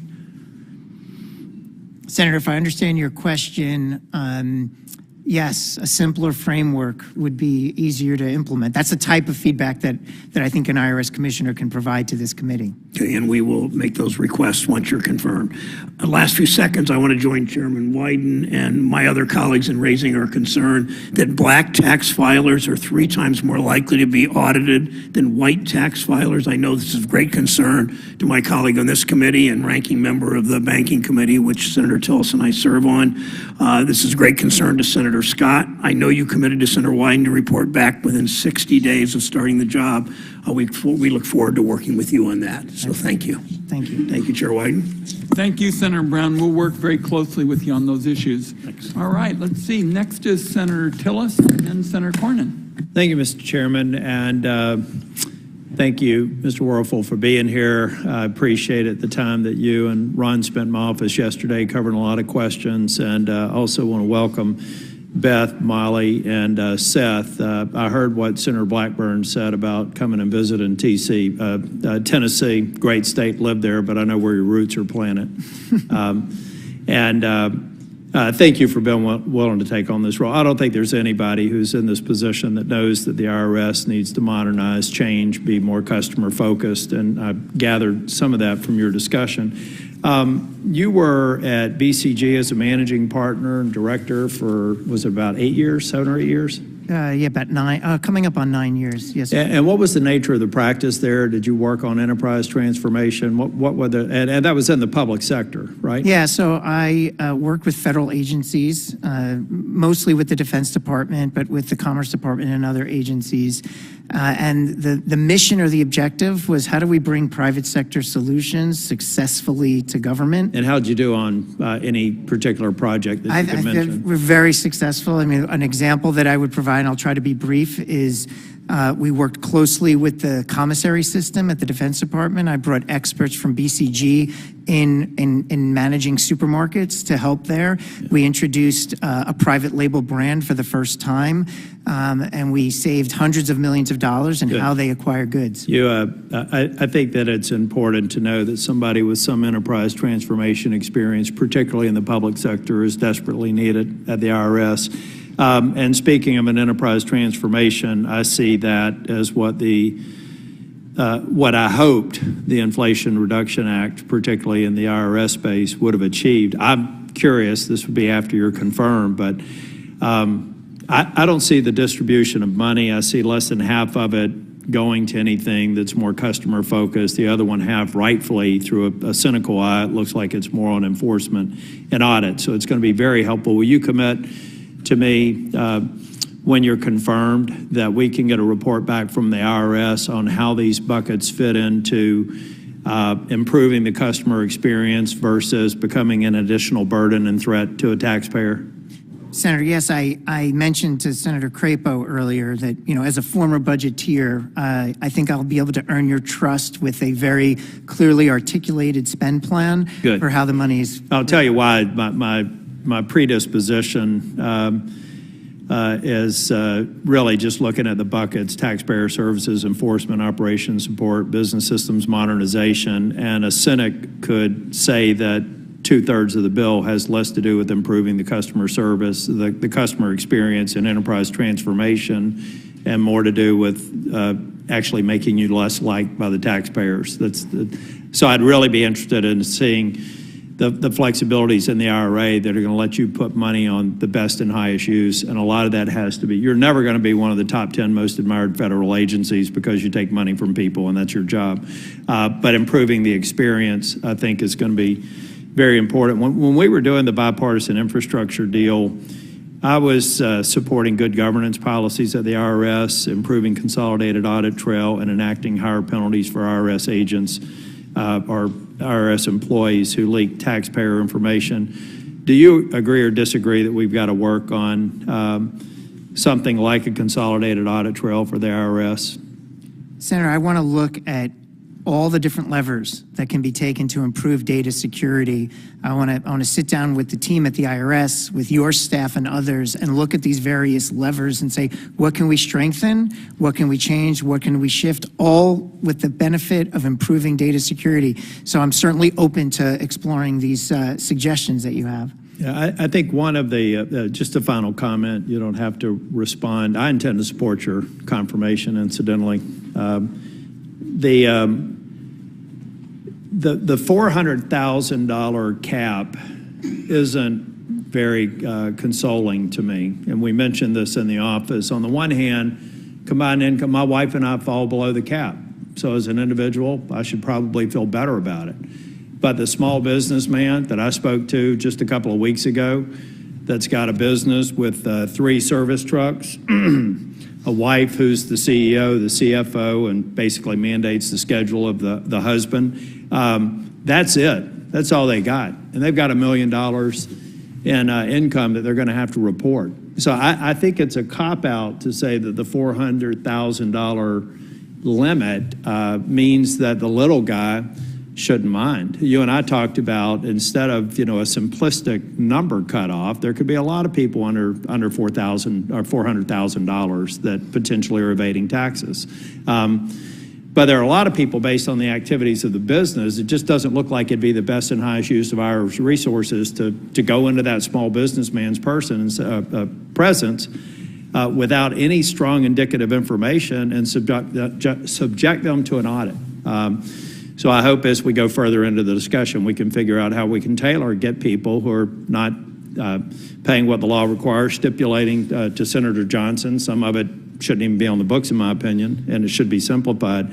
But I think that's the way I want the IRS to look at it. Thank you very much. Thank you, Senator. Thank my colleague, Senator Cornyn.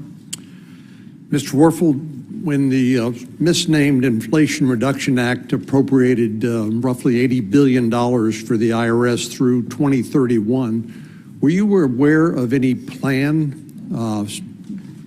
that was in place that instructed that appropriation, or was this money appropriated to the IRS in this multi-year fashion without any concrete plan in place on how it would be spent? I'm not aware of a plan that's been published. I am aware that Secretary Yellen has asked my potential predecessor if I'm confirmed for such a plan that you described. Yeah, well, that bothers me a lot. This is sort of typical of Washington, D.C. We appropriate the money and ask for the plan later, rather than ask for the plan and say, how much money do you need to actually implement the plan? I too am a little troubled by some of the political rhetoric around the IRS, given particularly the checkered history of the IRS in targeting certain taxpayers that you're all too familiar with as a result of your coming in after the Lois Lerner affair and the targeting of certain taxpayers. But the president said we're not going to collect taxes from people making under $400,000 a year. Actually, he didn't say that exactly. He said we're not going to have increased audits of people making less than $400,000 a year. Will you commit to collecting all lawful taxes that taxpayers owe, regardless of whether they are the top 1% or whether they earn less than $400,000 a year? Yes, Senator, and I think it's an important clarification that the directive from Secretary Yellen was to make sure that Inflation Reduction Act funds do not increase audit rates for those earning less than $400,000, but all those individuals still have a responsibility and a balance due. But as described earlier in this hearing, I think a vast majority of them are honest taxpayers who are ready and willing to do their civic duty and meet their obligation. And for them, my focus should be, I think, on improving service. Well, let me ask you about the Treasury Inspector General on Tax Administration's report for fiscal year 2021, because I think the record of the IRS with regard to implementing some of the tax credit provisions that I assume have come up here before today leave a lot to be concerned about. For example, 28% of total earned income tax credits were improperly made, 28%. 13% of additional child tax credits were improperly paid, and 26% of American Opportunity Tax credits were improperly paid. This has been a long-standing issue for the IRS. Please tell me that you're going to look into that and try to make sure that people who are receiving money from the federal government, other taxpayers in effect, through improper payments, tell me that you're going to look into that and try to reduce those numbers dramatically. Senator, absolutely. I mean, I've talked about my background a lot today. For a while in government, actually for many years, I was known around town as the improper payments guy. That was my job for both President Bush and President Obama. I've thought a lot about this issue and certainly will focus on it when I'm there if I get confirmed. Well, I'm a little concerned that when I hear one of my colleagues suggest this is a problem with unlicensed tax preparers only. It strikes me that no matter who is preparing the tax return, that it's the responsibility of the U.S. government and the IRS in particular to make sure that improper payments are not being made. Would you agree that both of those are important? Yes, both. I mean, look, we should it's all about building trust and improving program integrity, and we should be addressing improper payments for sure. Well, ultimately, I think there are three simple questions that we need to ask about whether the IRS is meeting its stated mission. One, did taxpayers find filing their tax return easier in the current year than they did in the previous year? Secondly, were taxpayers' questions and problems handled as smoothly as account inquiries for their bank, credit card company, or utility? And third, did IRS personnel treat taxpayers respectfully and professionally? Obviously, we know the IRS has had a long history of struggling to meet those goals, but I hope it's your commitment to us here today that that would be your intention. Yes, sir. Thank you. Thank you, Senator Cornyn. I think Senator Whitehouse is next. Thanks very much, Chairman. Good to be with you. Best wishes to you in your pursuit for one of the more challenging and least popular jobs in town. Couple of things. First, some of us here, particularly Senator Crapo, but many of us have worked together on trying to make the United States a less attractive haven for foreign criminals and kleptocrats to hide their ill-gotten gains. One of the means for doing that is something called reciprocal FATCA, so that we trade information with other countries. Are you familiar with that? I am, Senator. Are you generally in favor of that? Yes, FATCA was on the books during my brief stint at the IRS in 2013. I gained an understanding of the importance of working internationally to eliminate safe havens. I think, you know, the idea of a Swiss bank account is more and more in the rearview mirror because of FATCA, and I think, but obviously there's more work to be done. The code of trust is more impenetrable. So, if you don't mind, when, as and if you're confirmed, I'm going to ask for your advice because we are drafting a reciprocal FATCA statute. We want to make sure we can get the details right with you. You okay with that? Yes.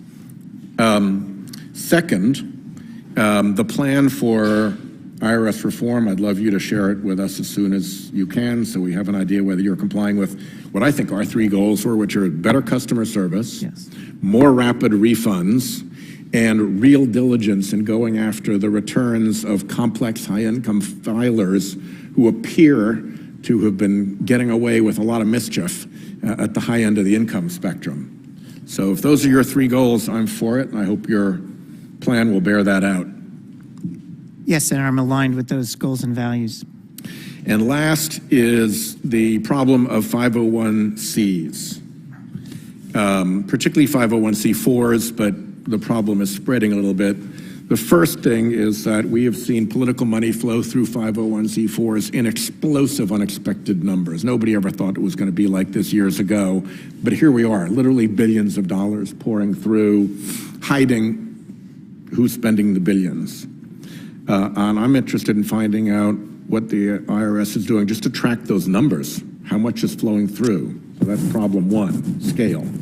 Problem two is what happens when 501c4s glom together into a pod and the donation goes into one, 50% on politics, the other 50% to another, 50% on politics, now it's 75, 50% the remainder to another, 50% on politics, now you're up to 87. And if you've got 4 or 5 of these things that are just donation cycling like that, you can blow through the nominal IRS 50% limit with very little schemery, and we should try to penetrate that schemery and figure out if that's happening. It seems to me that that was not the intention of the 50% rule, that you could pod together a bunch of 501c4s and end up having essentially all the money go into politics in a coordinated effort. So that's the second thing. And the third is the standard political operation right now is a 501c3 and a 501c4 that are essentially twins. They have the same staff, they have the same location, they have the same donors, they probably have the same email systems and everything else. that boundary between a 501c3 and a 501c4 is something that I think is worth protecting because there are differences between the two. And I don't believe the IRS has ever looked at whether the corporate veil between a 501c3 and a 501c4 is real, or whether you could penetrate that corporate veil with a banana, for Pete's sake. So those are things that I'm going to ask you to look at, and I hope that you'll keep an open mind with respect to that. There's enormous pressure and noise on this issue, but I think doing the right thing will see you through. Any comment? I appreciate your leadership on this issue. You know, and have articulated it. It's a complicated area. But yes, I am open to working with you and the others on this committee to see where the IRS is today and where it needs to go going forward. Absolutely. Thanks, Chairman. Thank my colleague. I've got several additional questions, Mr. Werfel. I want to let my colleague, because we try to always have parity here, we'll ask a couple of questions, but if any colleague who hasn't had a chance to ask questions, whether they be a Democrat or a Republican, will break from what we're talking about for them, okay? Understood. My first question deals with the backlog of 2.6 million original returns awaiting processing. These are essentially these individual paper returns that are constituting, the backlog. Now, I think it's important that progress has been made, but that's still a very substantial backlog of original returns that await processing. And one of the things that troubles me greatly is that the IRS is still transcribing so many returns manually instead of following common sense recommendations to scan them like most of the states. And Secretary Yellen has said that the IRS would scan millions, including this filing season, but as far as I can tell, maybe you can give us an update, the IRS is still testing this technology. So what's going to be done to ensure that the IRS really has a serious program with respect to scanning like basically almost everybody else is? Senator, thank you for the question. I think one of the things that motivates me about wanting to be the IRS commissioner is a picture that I think was in the Washington Post months ago. I think it was a cafeteria in Austin with a table full of paper returns. And I thought to myself when I saw that picture, there are technologies emerging that can potentially rapidly scan them and do so in a way that creates them into machine-readable content that would allow that backlog to be reduced quicker. Since I'm not there, Senator, or Mr. Chairman, I'm not sure where the IRS is on that, but I think it's a huge priority to enhance scanning so that we can move out of paper. I just hope that you all will move more quickly on this, because I've been hearing the scanning is coming, and it always sounds like the marquee at the old movie house where people say, oh, it's coming soon, the picture is coming soon, but it doesn't get there, and I think we gotta get going. So we're gonna let Senator Carper and Senator Young ask the next questions, and at that point, depending on whether additional colleagues will come, then it would be Senator Johnson's turn, since I asked an additional question. Senator Carper. Yeah. Senator Wyden, thanks so much for this opportunity. Senator Johnson, nice to be with you. Congratulations, Ron, on being named our ranking member. So, I want to talk, how's it going so far? I think it's going well, Senator. Good, thank you. I look to his family behind us and give a thumbs up. What do you guys think, huh? All right, you look mighty proud, you should. One of my proudest responsibilities as a U.S. Senator serving the people of Delaware is supporting my constituents. We've got exactly 1 million people live in Delaware now who come to Chris Coons and Lisa Rochester and myself with various federal agencies. They want to help with various federal agencies.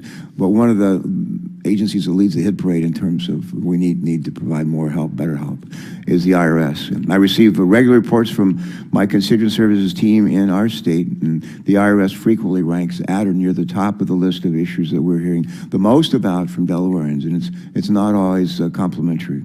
I was very heartened to see that since the Inflation Reduction Act was enacted last fall, the IRS has already begun putting the funds that Congress provided to good use.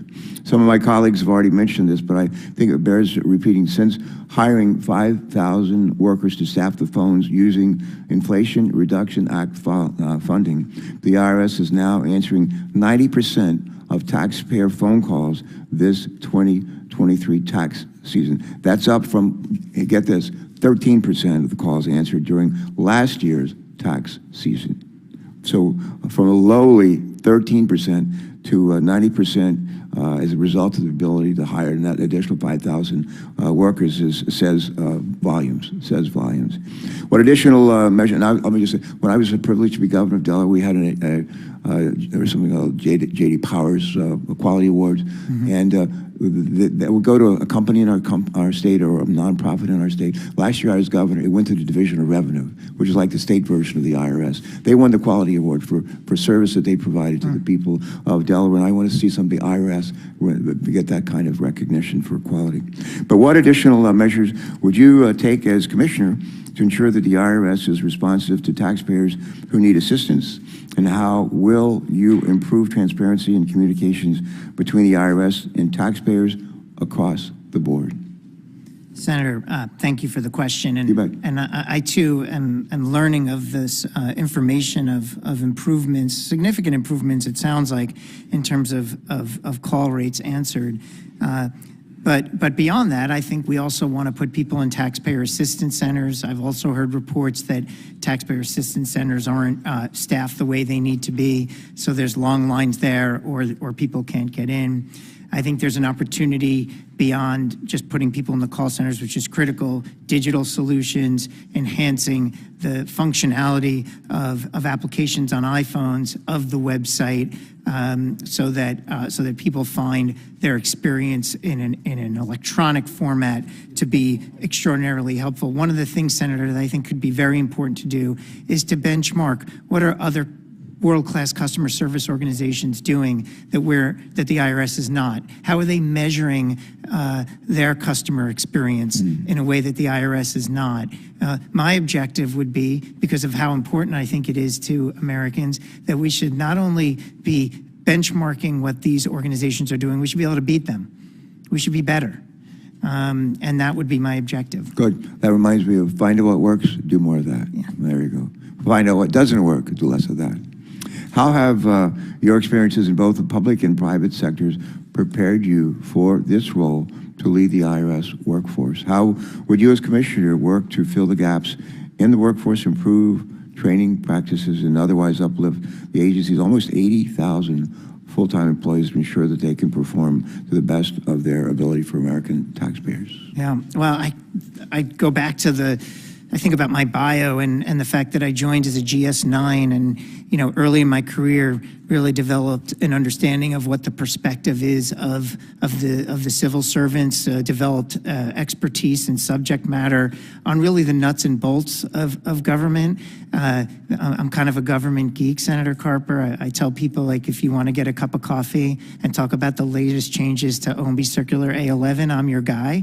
And, I think I bring that foundation, but on top of that, I've had and been blessed to have these experiences of leading in both crisis, whether it was, the work I did with the CFO Council after the Deepwater Horizon oil spill to organize our approach in how federal funds would flow to deal with that crisis, to helping implement the Recovery Act in 2009. All of these, and then obviously my time at the IRS in 2013. So and then 9 years in the private sector, where I really kind of got my eyes opened in terms of what are some of the innovative and cutting edge solutions that are out there that I really think the government could benefit from. So all these layers, Senator, if I can effectively bring those layers to the IRS, empower and position the workforce to be successful, I think we can achieve a lot of these objectives and answer a lot of the questions that have been presented today. Yeah, thanks for that response. Thanks for, again, your willingness to do this, Mr. President. Mr. Chairman,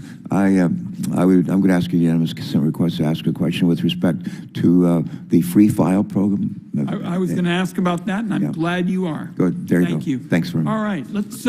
We're going to have to backtrack a little bit. We've got Senator Thune, and then it would be Senator Young and Senator Cortez Masto. Senator Thune. Thank you, Mr. Chair. I know this ground's been covered a little bit already with Senator Grassley, but I am very interested in the IRS's annual plan on how they're going to deploy the $80 billion in mandatory funding that you all have received. He and I have a bill we've introduced, the IRS Funding Accountability Act, among other things. It would require the IRS to submit to Congress a detailed spending plan annually, and it seems to me at least that keeping Congress informed of IRS progress and any changes in that plan makes sense regardless of the status of our bill. I know you've been asked this, but I would like to just press on it a little bit if I might, and that is, if confirmed, will you direct the IRS to update its spending plan annually for Congress to review? $80 billion is 6 times your annual budget. We're talking about 87,000 new employees,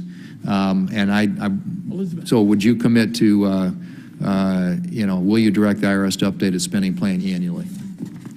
Senator, I would say it's so important that the plan we have is transparent, is updated, is clear to you and the American people.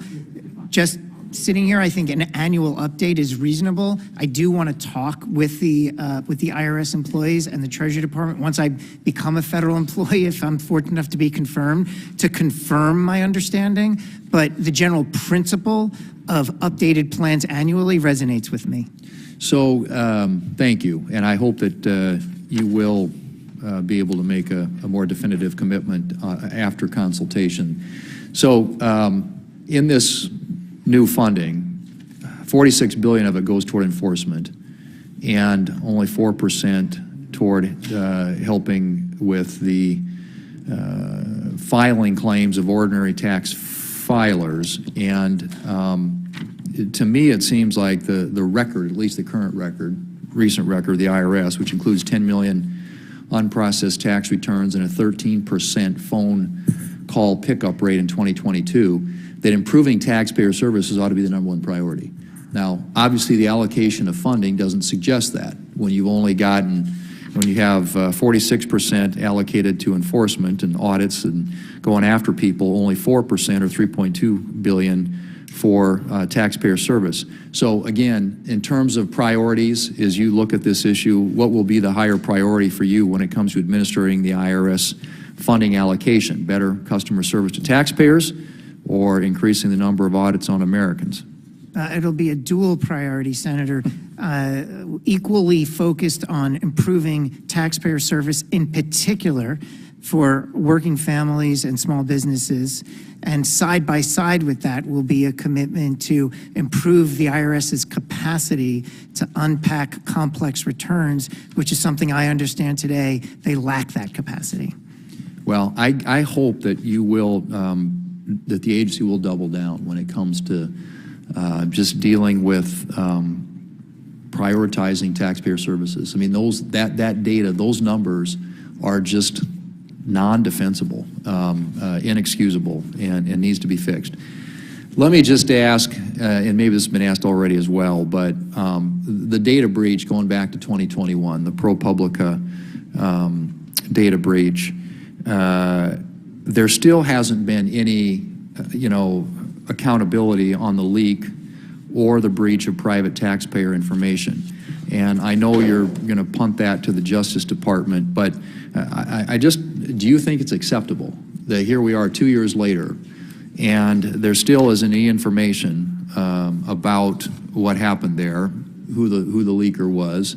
And I'm just, if confirmed, would you take steps to ensure that that kind of confidential taxpayer information, one, that the breach is, there's accountability there, and two, that it doesn't happen again? Senators, I think about the nuts and bolts of tax administration. Data security is a top priority. I don't know how to build trust with the public when there's a sense that there's risk, material risk of unauthorized disclosures. What gives me some degree of comfort, you mentioned the Justice Department, but what gives me some degree of comfort is the Taxpayer Inspector General is extraordinarily important role whenever there's a potential breach to understand the root cause. So one of the things that I will absolutely do is work with the Inspector General to understand what do they see as the risks, and any specific action or activity that's taken place, Have they investigated? What are the root causes? Are there corrective actions? Because if there are, we will make them. Okay, and I just, again, would reiterate that it would help enormously if there would be accountability for those that have already happened. We don't have that yet for the one that happened in 2021. Thank you, Mr. Chairman. Good. Senator Young, you're up next, and followed by Senator Cortez Masto. Thank you, Chairman. Welcome, Mr. Werfel. Good to have you before the committee, and congratulations on your nomination. I've been overseeing the IRS for a number of years, and it's really unfortunate between targeting of particular taxpayers for their political beliefs and the backlog and returns. There's been a significant downward trend in terms of public trust for the IRS institutionally, and I think also in terms of service delivery. I've been seeing all kinds of problems. So I'm hoping you're the guy who can help turn all of this around. The IRS is receiving a substantial amount of money, $80 billion, and that's on top of their $12 billion a year typical budget. So we need to make sure that is used effectively and efficiently. So as it relates to funding, the IRS has had serious transparency issues over the years, and the garbage in, garbage out principle has applied to their dashboard of statistics at times. Some recent headlines trumpeting the vast improvements of the IRS's phone service based upon the IRS's so-called level of service statistic. National Taxpayer Advocate has indicated that this level of service statistic really cooks the books. It's not an accurate reflection of the genuine level of service. It omits the fact that the IRS call volumes are actually down significantly to date as compared to last year, nearly 41% overall. And, you know, all else being equal, if you have a lower number of phone calls, that will increase the level of service statistic. But what we've actually seen is the IRS has actually answered 200,000 fewer calls to date this year as compared to last year. So I'm hopeful that you can take a look at that statistic in isolation, but also attend to the other metrics to review performance. Mr. Werfel, I know measuring performance is important to you because we have discussed this. Do you agree that the IRS or any other federal agency should not be relying on this sort of flawed data to make decisions? Senator, yeah, I think about I don't know that this data is flawed. I do know that it's really important that decisions that are made in tax administration or any government agency, that it's analytically robust, that there's an evidence base that guides it, that there's integrity in the information that's being reported publicly or being used behind closed doors to drive decision making. So if there are questions about the integrity of a particular metric, right, I will roll up sleeves and get to the bottom of it. Great. Just making sure that you're embracing what I would regard as the right principle of administration. You don't have to speak to any particular statistic, but do you commit to me here that you will make sure that the IRS is only providing, disseminating, using unbiased and informative data? Yes or no? Yeah, absolutely. We have to be unbiased in what we do. Okay, thank you. TIGTA, you mentioned how important this Inspector General is to provision of services. They recently reported that in FY 2016, the IRS's digital interactions with taxpayers on average cost only 20 cents per interaction, whereas other types of interactions cost the IRS hundreds of times more. $42 per interaction through phones, $57 per interaction through correspondence, and $68 per interaction at a taxpayer assistance center. I think that's somewhat intuitive, right? Not all interactions the IRS has with taxpayers can or even should be digitally based. They certainly acknowledge that, but there's a massive backlog of processing that needs to occur of returns. And that to me is sort of showcased in very stark terms that the current systems aren't sufficient to process those returns. Of additional concern, that this labor-intensive process that I think is disproportionately relied upon is 285 times more expensive than a digital one, according to TIGTA. So this is a double loss where taxpayers are paying a lot more for services that aren't meeting their needs. I'm going to ask you, because my time's coming to an end, if confirmed, will you commit to promptly providing me an answer, which I don't expect you to have right now, to the following question? Assuming the IRS had a working, fully digital platform for taxpayer inquiries and correspondence, how much less would the IRS have spent in FY20, FY21, or FY22 to perform that function?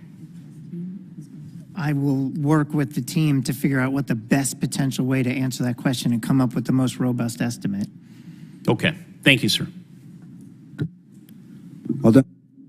All done? All right, thanks.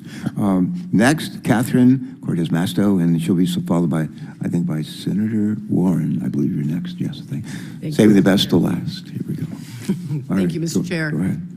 Yes. Let me start with a question that I had for you. When Americans buy, from gas to groceries to housing to health care. And at the same time, it would scrap all the taxes designed around people pay according to how much money they have. So, Mr. Werfel, how do sales taxes generally impact lower income folks versus how they impact the wealthy? Sales taxes are regressive. Meaning? Meaning that they impact the low income in a more substantial way. They pay more. It's kind of a share of wallet. It's kind of, the more tax you have on a common good or services, a low income person is going to feel that in their wallet more than a high income taxpayer. In fact, one analysis of the Republican tax plan found that average tax bill for the bottom 80% of Americans under this Republican plan would increase by 50%, while the top 1% would save hundreds of thousands of dollars on their taxes. And then just last little piece, the cherry on top, the Republican tax plan would completely abolish the IRS, make the states do the dirty work of increasing the price of everything by 30%. But I want to go back to the question about billionaires cheating. So if this Republican plan were in place and billionaires buy and sell their mega mansions, their mega yachts, their private art collections, Mr. Werfel, would they have more opportunities to cheat on their taxes if the IRS were abolished and we had nothing but the Republican so-called fair tax law? Senator, I think you're raising a good point. In this world that this act envisions, of where it's all sales tax rather than income tax, yes, you'd have very large, complicated transactions, whether it's a boat or a business. And if there's no IRS to make sure that we're assessing what the right sales tax is to pay, you would have a significant risk of evasion, I think. Okay, so a tax plan that basically will cut taxes for billionaires and for billionaire cheats. I don't think there's anything fair about that. So I get it. The Republicans are going to make a lot of noise about the debt ceiling, but this is theater. The debt ceiling crisis is entirely made up. If the Republicans hadn't pushed through the massive Trump tax cuts and slashed the audit rate for billionaires, our country wouldn't even hit the debt ceiling in the first Biden term. Americans should not buy the Republican debt ceiling scam, and responsible lawmakers should flat out refuse to cut a single dollar of support for hardworking Americans while House Republicans refuse to help unrig the tax system. Thank you. Thank you, Mr. Chairman. Thank you, Senator Warren, Senator Cantwell, and Senator Menendez. Thank you, Mr. Chairman. Thank you for this hearing. Congratulations on your nomination. Several of my colleagues have asked about the backlog, and I too want to ask about that. The National Taxpayer Advocate agrees that this is one of the biggest problems the IRS faces, And I've been able to ask previous acting administrators to focus on online tools, not the one-way communication where if you are calling them to make sure that tax is collected, you communicate, but then when they have questions, you don't communicate. So I want to figure out what are the ways that you believe that we can reduce the backlog, and what can you do on online communications to improve this system? Thank you for the question, Senator. Absolutely, backlogs create a lot of challenges with respect to tax administration. I think, first of all, my understanding is that a lot of the backlogs are paper, and so there's an opportunity to move more of those into an electronic format.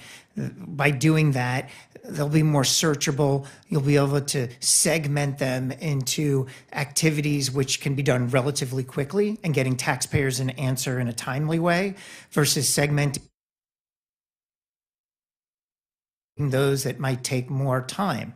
When you know that they take more time, then you can start shifting people and resources to them rather than have them sitting there with not the right staffing. So there's an analytics component to this once we have a better understanding of what the backlog is. And I would be very eager to understand what the IRS is doing today around these types of strategies versus how they could improve them over time. Do you commit to transparency on this issue? Here's the numbers of the backlog, here's what we think we can do with them, that kind of information? I do. Okay. Only 12% of those who called the IRS during 2022 filing were able to reach a customer service representative. This means that taxpayers were left in the dark. Now, I'm kind of pushing on the airlines that it's unacceptable to have 4 days go by in a major outage with the Southwest system and not be able to communicate with people. So what are you going to do to promise that there will be an improved communication? 230 constituents of mine reached out to my office for assistance with the IRS. And so I want to make sure that we are continuing to push for tools that will go a long way in answering these questions and helping to get information into taxpayers' hands. Yeah, I think, Senator, kind of a next generation IRS should be able to communicate much more timely and effectively with taxpayers to understand what they're looking for and expecting in terms of how they interact with the IRS. What do they want the digital solutions to look like? How to make them more easy? I think a lot of private sector companies do this type of outreach. Also, to your point, what do you do when you have a challenge and you can't get through? What do you do if you can't get through to the taxpayer advocate? You can't get through to anyone in the government to help solve your problem, and you can't afford an accountant. These are the types of questions that I think we need to move forward aggressively to understand how to open up those lines of communications. I think we can work with people within communities to figure out solutions to understand how to prioritize which taxpayers have urgent needs. It's kind of like your airline example. I'm about to miss my flight versus I have 3 hours, right? Can we figure out? Well, in this case, it was like, we're not flying for 4 days, right. and you can't get a flight, and I'm going to be stuck, or am I going to be stuck, or am I? So I think your ranking of the issues is a good idea. Like, you're trying to say, we're going to get this information, but people who have still lingering problems, you're not suggesting that you have to have an accountant to get that information, No, right? not at all. No. Okay, so, but you're pledging to me that you're going to look at some innovative ways to try to get two-way communications into regular taxpayer discussions who really have complicated cases that really do need an answer. Yeah, and I think partnering with the taxpayer advocate is critical to that effort, and I'm committed to doing that. Thank you. Thank you, Mr. Chairman. Senator Cantwell, Senator Menendez. Thank you, Mr. Chairman. Mr. Werfel, over the past year, I've led over 8 letters, many of them with a fair number of my colleagues, to the IRS about a range of customer service issues impacting taxpayers. I'm pleased that the IRS has implemented some of the measures that I've called for, like the expansion of overtime opportunities for IRS employees and creating surge teams, which have been critical in reducing pandemic-related tax return and correspondence backlogs. But as the new filing season begins, the IRS simply needs to do better. In 2022, a taxpayer who called the IRS had a 1 in 10 chance of speaking to a representative. Tax professionals have said that reaching the practitioner priority service is, quote, virtually impossible. So what do you consider an acceptable level of telephone service? It's a great question. First of all, I'm going to lose sleep if I hear about one taxpayer who called the IRS and didn't get through. So in some ways, Senator, I feel, maybe this is unrealistic, but in my heart, I want it to be 100%. But I mentioned earlier, I think in response to a question from Senator Carper, the strategy, I think, should be to benchmark. What are the best-in-class, world-class customer service agencies achieving in terms of call rates? I want to understand how they measure it, and I want to beat those metrics if I'm confirmed. Well, the National Taxpayer Advocate recommends an 85% level of telephone service as a minimum. Right now, as of February 10th, the IRS is answering 90% of calls. That's good. That is. But I want us to see a maintenance of that and hopefully a progression. Is that something you're committed to? Yes. And how do you intend to go about ensuring that the IRS is able to consistently provide this level of service?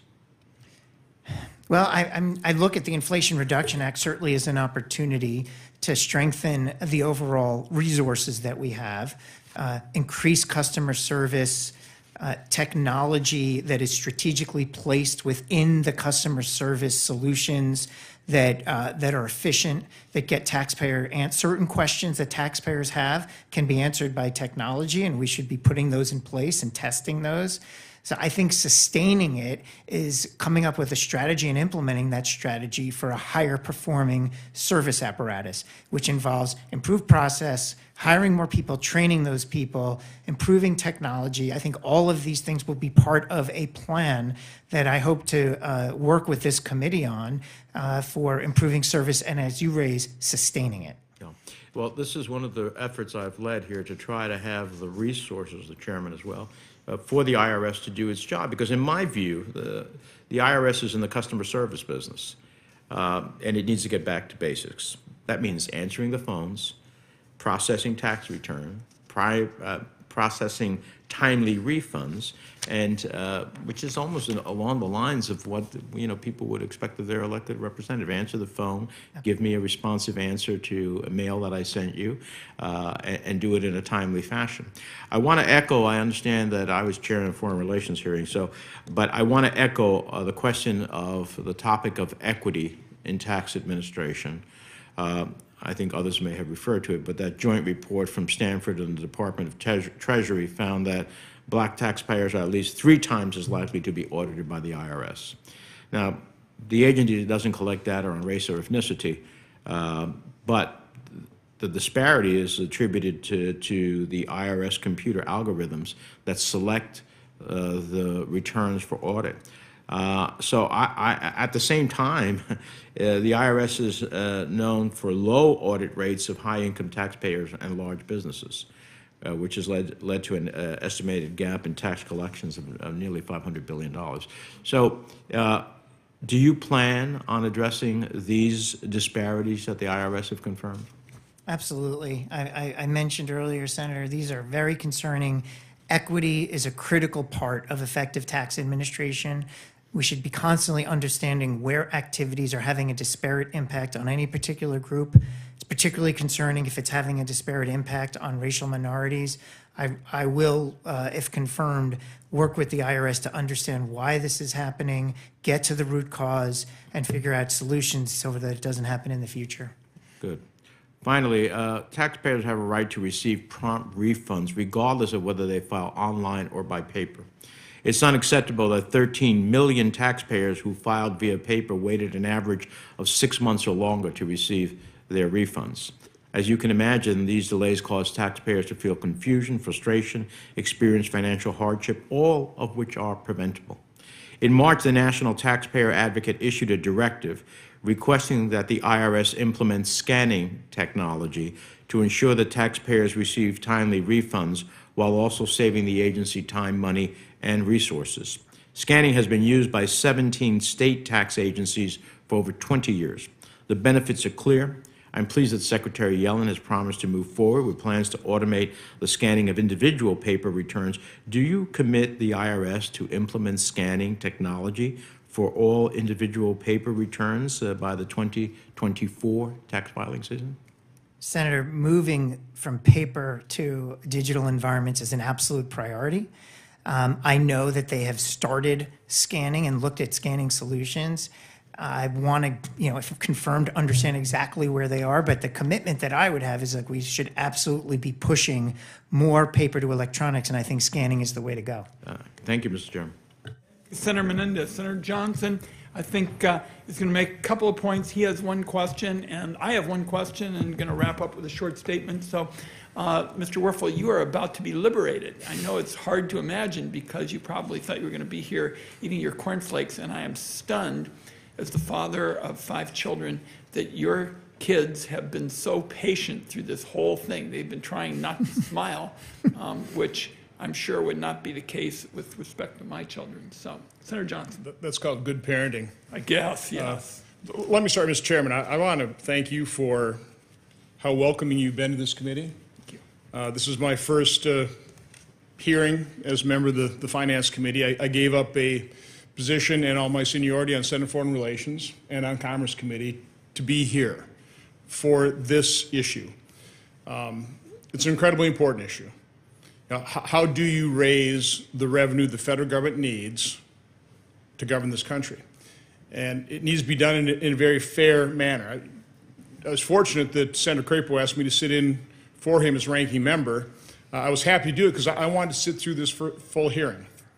I wanted to hear what the committee was like. I wanted to hear the points made by the members. And what I did hear, an awful lot of areas of agreement. Now, there's no doubt about there's differences here, okay? But coming from the private sector, I found out that the only way you really accomplish things in the private sector, and Mr. Werfel, you probably discovered this too, is you search for and exploit areas of agreement. There's plenty of things that divide us, but concentrate on the areas of agreement. So again, I want to work with you, Mr. Chairman, try and find those areas of agreement and do the work of the American public. I think when it comes to tax policy, I've never really liked the term tax reform.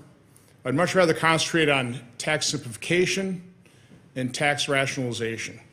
I think if we would do that, I think it would remove an awful lot of the headaches that you're going to be experiencing as commissioner. I know you did in answer to, I think it was Senator Cornyn's question, maybe somebody else, you said your position or your job as commissioner is not to be proposing or even really commenting on legislation or taking position on it.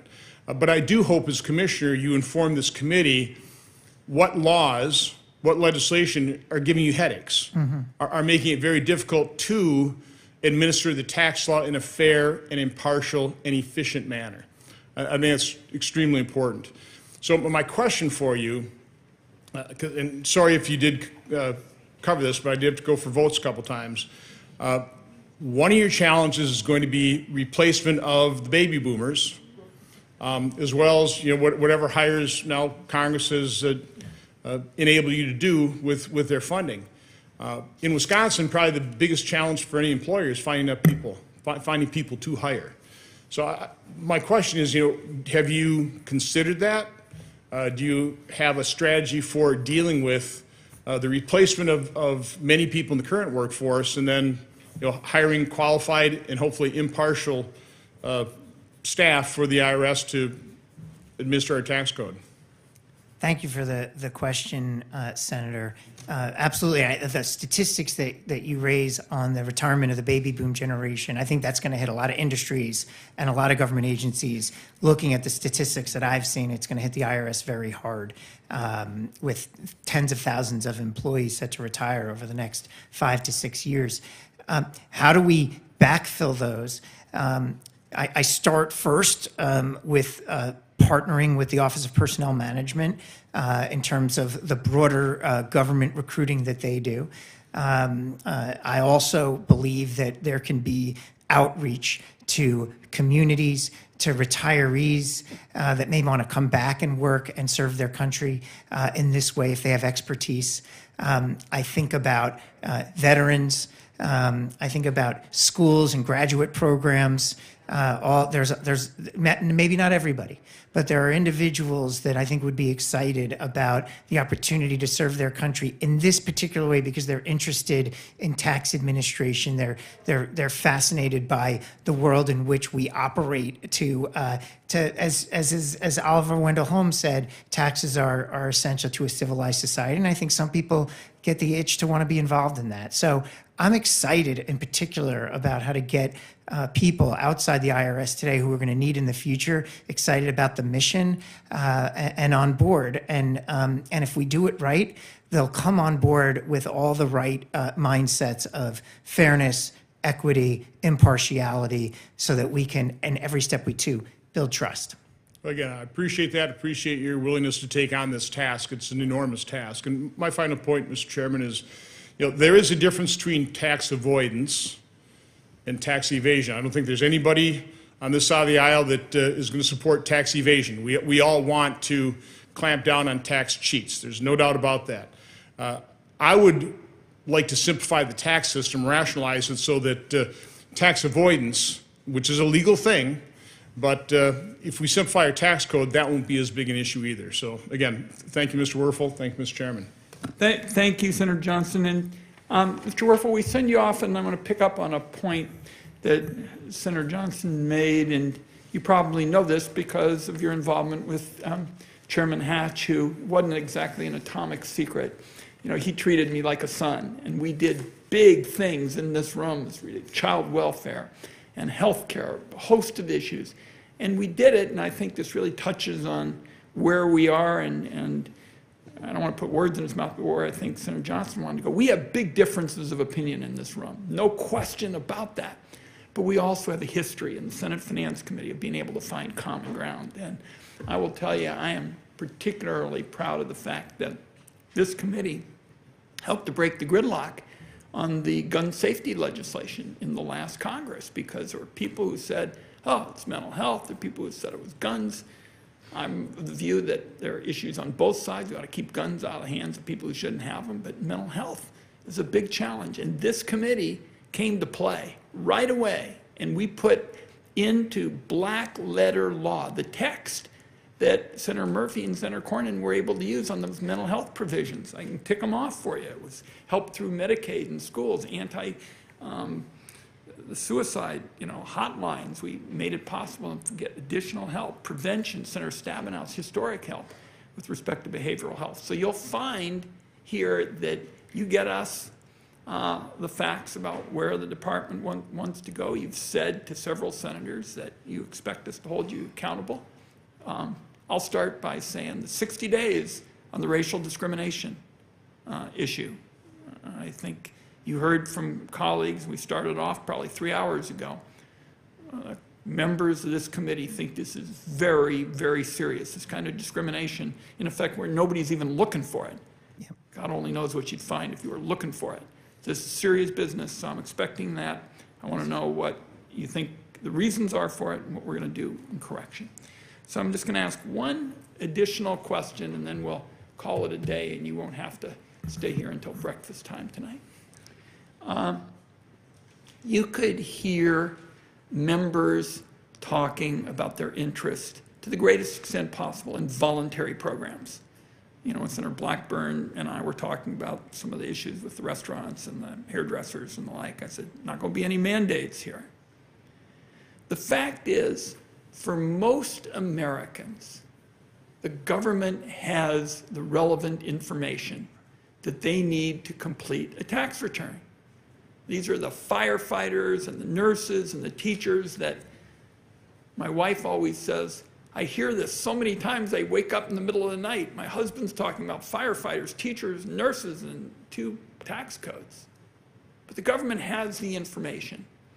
And what's wrong with the idea if someone in Oregon or any of our states says, I would like the government, and this would be purely voluntary, let me underline it, purely voluntary. And if all the big tax prep firms try to say it would be a mandate, I want them to hear purely voluntary.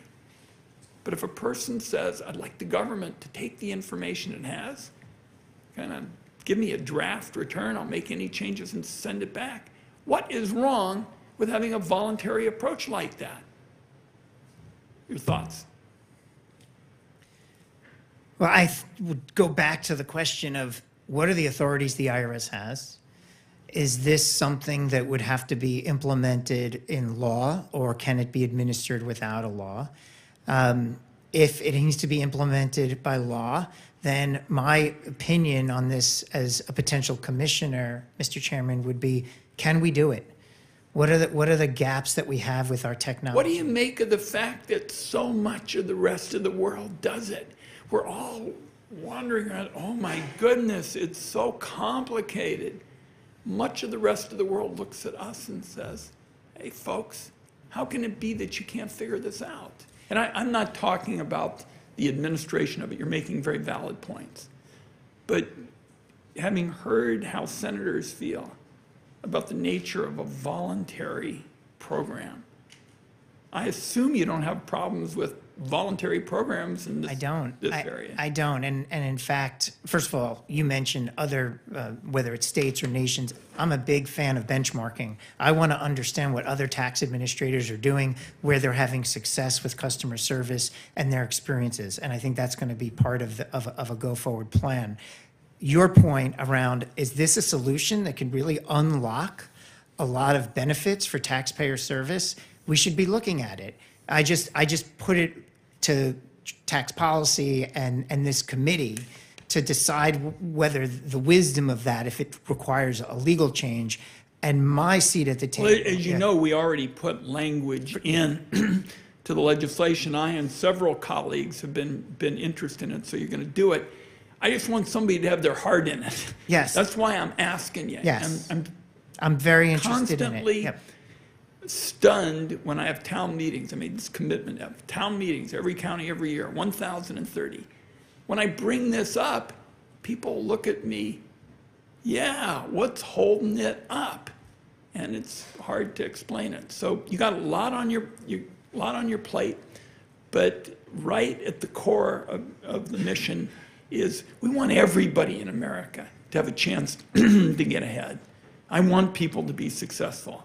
You know, I've authored the first billionaire income tax, and I made it clear I want people to be successful, but I think we all ought to be paying their fair share, and that's right at the heart of this. And what senators were telling you is when you have audit rates that are so much higher for the purpose of for the person of modest means than it is for the wealthy, that doesn't pass the smell test in terms of fairness. You got a big job to do. I was for you before you showed up today, and I think you have today accounted for yourself very well on these key kinds of questions with respect to fairness and professionalism. I look forward to supporting you. I hope we'll be able to move your nomination soon, and I hope we'll be able to get support on both sides of the aisle. With that, Mr. Werfel. Thank you, Mr. Chairman. Colleagues, one more little bit of business. I jumped the gun. We thank you, Mr. Werfel, for your testimony. Members of the committee will have until the close of business on Friday, February 17th to submit questions for the record. The Finance Committee is adjourned.